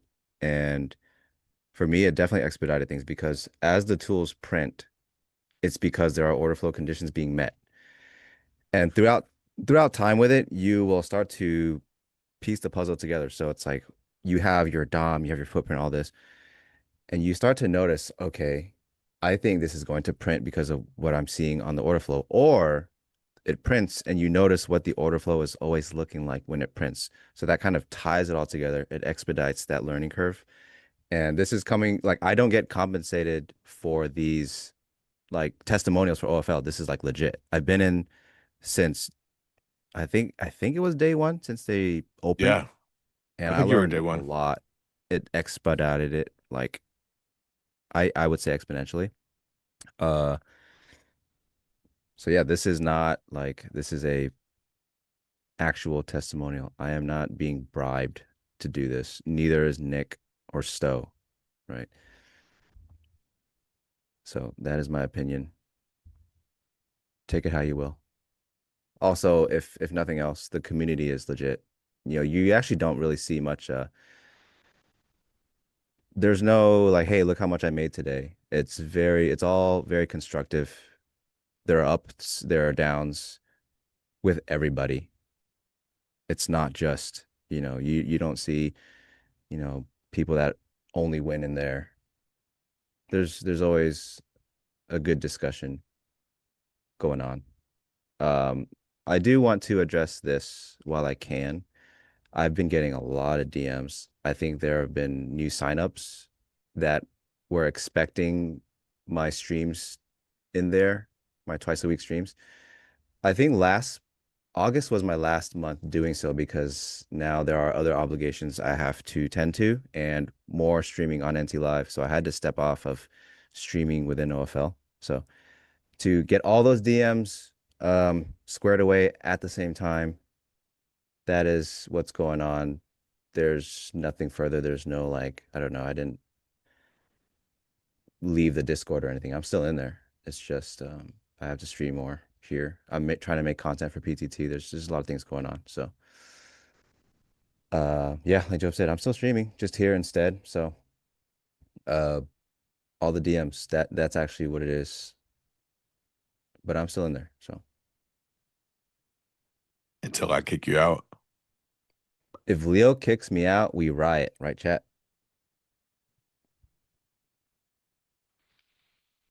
I have the power.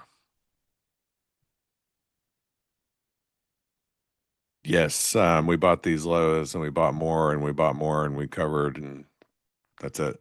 XYZ shorted up here at the highs, and then he got long with me. Those were the trades. We should start flow Yeah, order me and laps. Kane will start something else.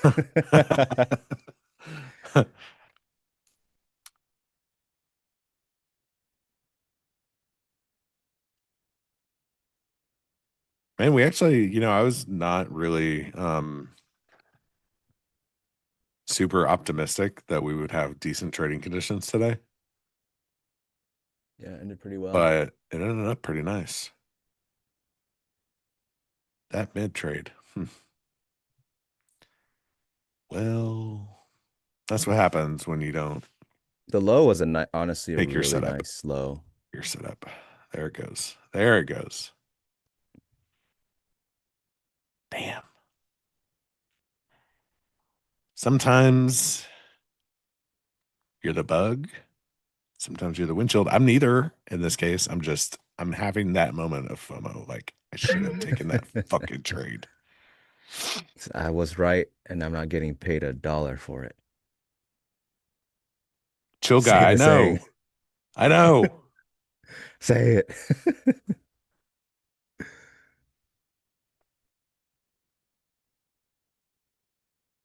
VWAP course selling.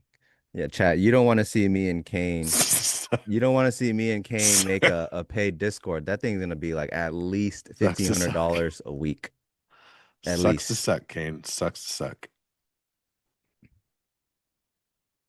Leo, it's a 1500 volume chart in MMQ.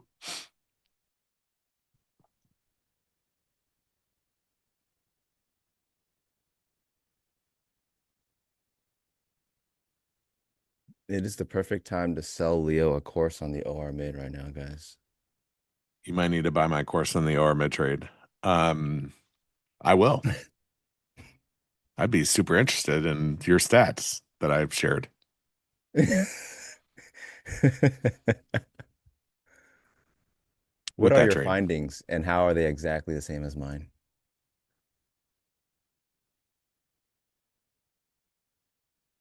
100% win rate. Whoa.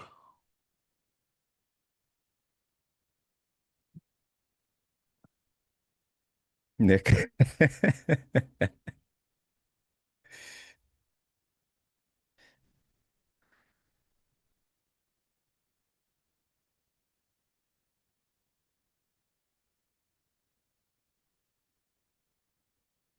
$997 and it only gave access to Discord for a month. That is pricey.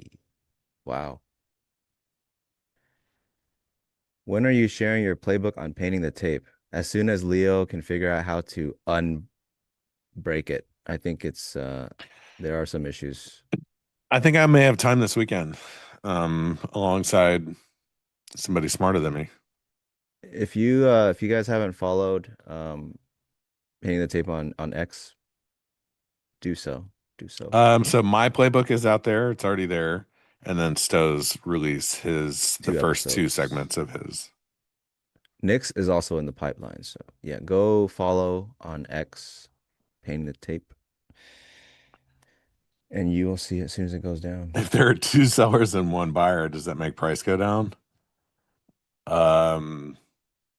It's not that simple. Now it depends how much in aggregate, MA. If it's two sellers with 10 lots apiece and a buyer that has interest in 80 lots, price will definitely have to be driven up to find sellers who are willing to fill the other 60.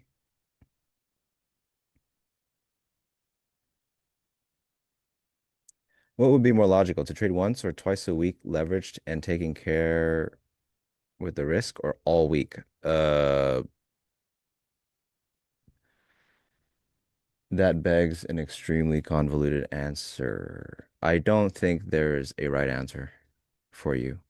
Here, I'll tell you this. I am more active when the market is more active and is giving me opportunity. and I'm less active when the market is slow and giving me less opportunity, no matter what day of the week it is. So I show up every day. I do my market prep. You know, the one thing that I noted this morning was that our vol was in the 70s. Not, I wasn't expecting much, but I would still, you know, show up. Obviously, I was here on stream, so I had to be here. But there were still some good trades to take. So, you know, if there was no stream, I would have been, you know, pretty active today, just like I was. But if it was dead, I probably wouldn't have taken many trades and, you know, gone on and done something better with my time. How do you get only the VWAP 1 and 2 standard deviation band card? And you use the top, there's a top, what's it called? Should probably not be asking these questions, you know? Let's see where. So whatever is going to be the top, the part of the band, you would go transparent fill top, and then the bottom part of the band you would do transparent fill bottom. Jose Make Friday Straits, sell-offs great again. we appreciate you hanging out all the time, man. Yeah, it's the trading playbook, and it says Leo's trading playbook in the image. It's like 10, 12 chapters. Yeah, originally that website only had Leo's, so it's the trading Right. playbook. So if Yeah, you guys it's want the Leo's, trading it's literally playbook. that one.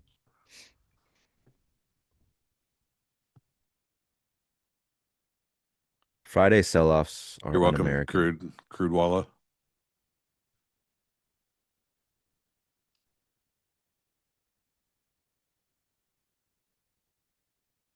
I also have a recap video of last Friday's low of day. So once it's sorted, the playbook will be out and there will be a recap ready for you guys to look at.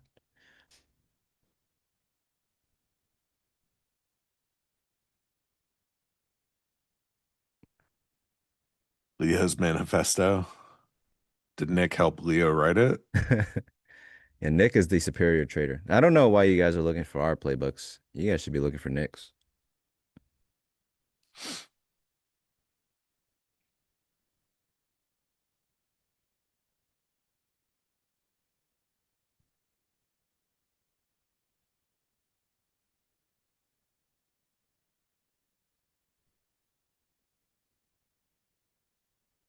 Hey, who won the competition? XY.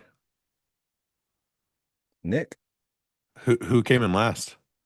me. Oh, I don't know why they want my interesting. playbook. Maybe they want to come in last too. Who am I to judge? Why is it the sad truth, Nick? Why is it sad?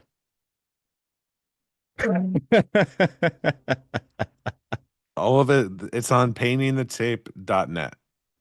Yeah, so Nick's playbook, he Paintingthetape.net. literally just paid Leo and Joe $5 a piece to write it for him. Hey, you know what? We're in a capitalist market. Don't hate the player, hate the game. You're trying to get out here at the high day retest. Nick's abbreviated version of ours. It would have been funny if your playbook was like, yeah, you should read Leo's, and that's mine. What he said, and it just links you to yours.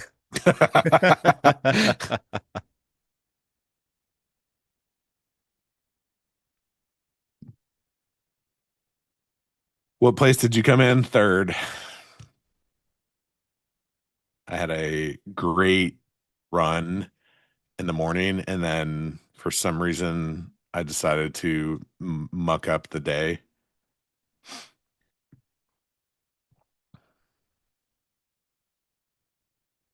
Yeah, guys, whoever was here last Thursday, yeah, that's XY exposed. With no disrespect for Nick, who pulled a great come from behind win, that wasn't normal trading for any of y'all. That's true. We had fun with it. That was normal trading for me. Yeah. You guys weren't trying? Yeah, we were just having fun with it.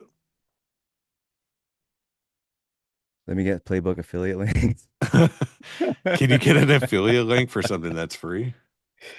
You can get a free, it's a free affiliate. If you get enough, you'll rack up PTT points, and if you hit certain tiers, you get earlier access to our content releases. You get the exclusive Yeah, release the day before it comes out. exclusive. Very, very bullish.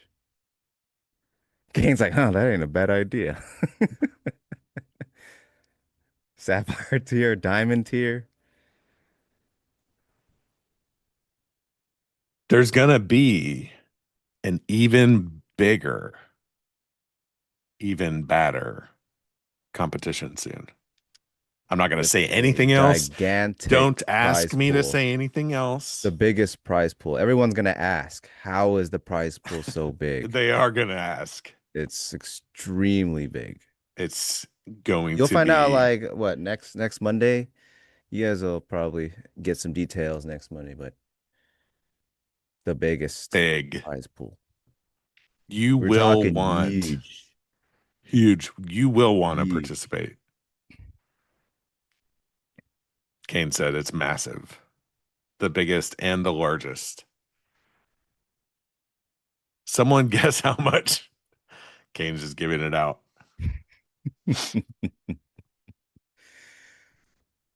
500 PTT points gets you 1 month of Bookmap. Oh, thanks, Jose. I hate chat, man. We only have 13 likes away from 600. And we don't even have 600. We have 9 minutes left. And Jim said if we didn't get 600 likes by 12 o'clock, we couldn't go. I would like to leave, guys, please. I'm glad you got long that pullback. That was a great long.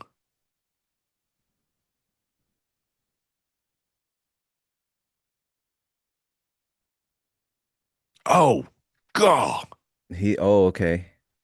This you can't move the goalposts at 9 minutes till Jim has told us 700. Please get us that 616. Breakout. Yeah?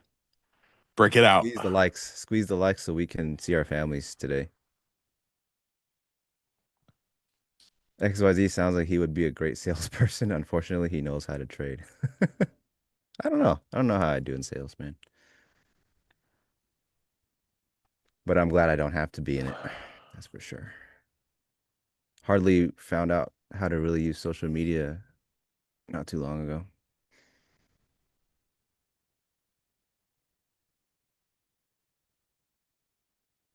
The jams are jamming. That's why let me know when you come to Vegas. I'll be joining OFL too. I want to learn more. OFL is a good community, guys. I would recommend you guys join.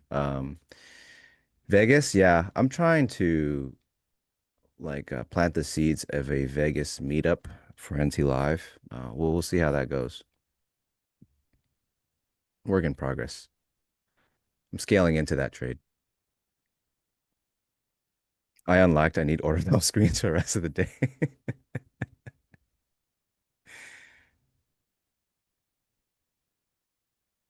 Jeff. Hell yeah, man. Yeah, it's been a great week. I can't lie about that.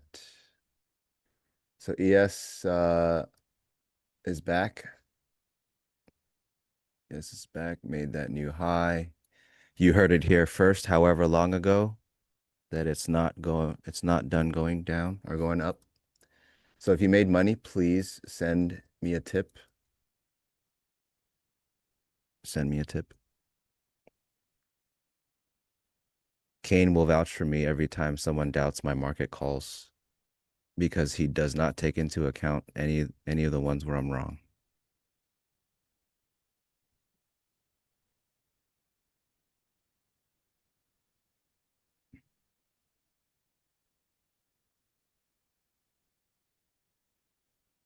Hey, Jim snuck in. I see him. Hey, guys. Do we get to see our families, Jim? Yeah, I was teasing with the 700. 609, awesome for Friday, for sure. Great job, guys. We made it. You made it. All right, for sure. Good session as usual. Good session all week, actually. Well represented with Leo and XYZ for sure. So any last second thumbs up or subscriptions is worth it. Look at this.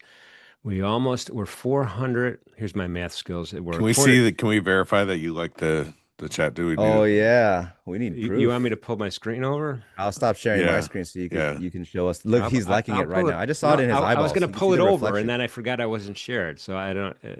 I saw the reflection in his eyeballs. He just liked it. No. It's the first thing I do in the morning now, and the first thing I do in the afternoon. There's no not I don't sharing. know. All right, I got my screen up there right now. Oh, I don't know if I was supposed to do that, Mission Control. Sorry. So thank you. The like counter went up 1. See? It is. Dude. It's just look like at order this. flow. I got 609. Good job, you guys. We're at 609. Nice. 609. Yep. Oh man. Well, it's been a long week. I know it's not over for a lot of traders. I don't know if you guys are you guys gonna are you done for the day? You're gonna keep on looking for opportunities later on today. I'm done for the I'm week. done. Yeah. This is it, huh? Okay. Big weekend plans? I have a wedding today. No, man. Our weekend plans right now is just to survive the baby. My weekends usually now are just like giving my wife some relief from the week. Yeah, I hear you. Well, she probably needs it. I mean, that's more than a full-time job she has. Yeah. For sure. Yeah, I remember those days. Sometimes I miss them. Sometimes I don't. Just wait till they turn 13, 14. Then you're going to. Bullish hat. You guys want to? This is the bullish hat right here, guys. Do you guys want to see NQ 28K immediately? This is the one. There you go. This is the bullish hat right here. Well, I found my Order Flow Labs hat. It's somewhere in this office. I was wearing it yesterday. I'm going to wear it at the beach this weekend, though. So you'll be represented. Nice. Palmetto State, Folly Beach. Look at us Beach pump Pier. after XY put the hat on. Yeah. All right. Got to give the people what they want. Hit the likes, guys. 650. 650 likes. Bullish. It's a good hat. It's a good hat. Well, maybe we could make the 700. $5 well spent.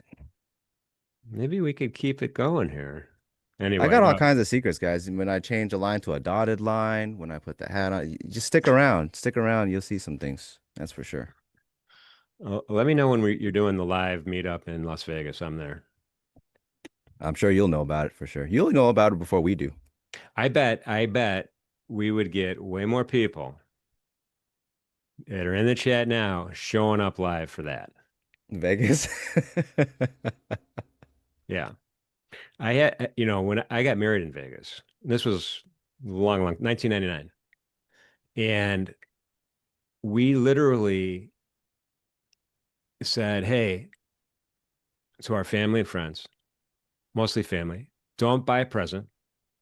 Hop on a plane, meet us at this casino this day, hang out with us. We're getting married. And we had about good 60 people show up. And I was thinking, if we would have said the same thing about, hey, we're going to Fargo, North Dakota. Come meet us for our wedding. I don't think we would have had 60 people there. I think it would have been 6. No lie detected. No lie detected. So our chat sends. Look at that. Stream site's like, I'm in. He's coming. He's going to be there. Am I long right now? I am bullish right now. We're going to do a quick edge report in a second. But I do want to wish these gentlemen a great weekend. Thank you for being with us. We greatly appreciate you. Appreciate everybody in the chat supporting these two fellas. They're terrific guys. You guys have a great weekend, and I'm going to roll into a really quick, brief end of morning edge report. Peace out, chat. All right. I have the dollar index up. I've been using the web platform a lot. Might look familiar to some of you folks who are trading on TradeOvate or NinjaTrader Web. Pulled up the dollar index right here. We talk about the Euro FX a lot and Japanese yen, but I just thought I'd throw up the dollar index. You see it quoted all over on TV and on the internet and X and all these other places. And really, I just wanted to point out the last four sessions, kind of, as Tracy would say, spiraling, right? Tightening, coiling, she would say. She would say coiling. And so you can see that kind of 1, 2, 3, 4 day coil going on. We'll see if we can break up to the outside or break down to the downside. I don't know. But dollar is very much going to be in play the longer this showdown or whatever you want to call it, the shutdown in DC goes on. This will probably become a little bit more and more important. So I'm going to keep my eye on that as well. Let's kind of go ahead and keep rolling here. I'm going to get rid of that. Let's look at gold. Gold is just moving. We're making, if we close now, we'll have another high close on the day. I mean, there's no wick at the top of the candle today. This is a daily candle. This is a kind of a sad excuse for a fib extension, but I put it up there anyway, just to kind of give me some kind of grasp of where we can go a little bit higher. And we hit that 61.8% right at that 3,900. Next target up is 3,956. I think PAX had some similar numbers at that level as well for the PAX lines. Stochastic super strong. Intraday, we hit that mental Q 1-day max and then some, right? We have a double top brewing right now. At the top of the initial balance, we had a high. We kind of wicked to that again about 10 minutes ago. I have a 10-minute candle up on my chart right now, and we're still driving up. The bands are starting to kind of go sideways a little bit, but there's some room to go. We have previous sessions highs in my target as well, 92.23 spot 4, right north of that R1 level. So gold is moving. Let's just shoot over to the Bitcoin here really quickly. This one's also moving. Let's go to a daily here. Double top again, right? We're challenging this area of resistance that we had back in the middle of August 13th, August 14th. Boom, I drew a rectangle all the way across, and guess what? We are finally back. The Bitcoin bulls are happy. We'll see if we can keep moving. We have that target wick here. Boom, 125 to 240 is a nice target. Again, no wick at the top of this candle. Buyers are firmly in charge. Stochastics are going to just shoot off my screen onto my other monitor if it keeps going in that trajectory. Let's take a look at the intraday. Again, 10-minute.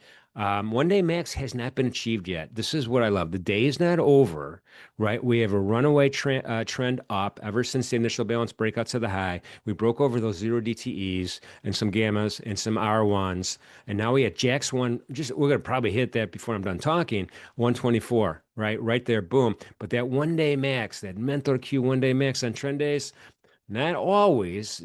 Can't promise we're going to hit this, but it is definitely on my target, on my radar screen right here. Approximately one. We could just round it up to 124,500 or round it down to that level as well. So keep an eye on the micro Bitcoin. There's going to be some probably end of day liquidations and some end of day positioning for people's order books and investment portfolios. So we'll look for that this afternoon. That is a really quick late morning edge report. Appreciate everybody being here.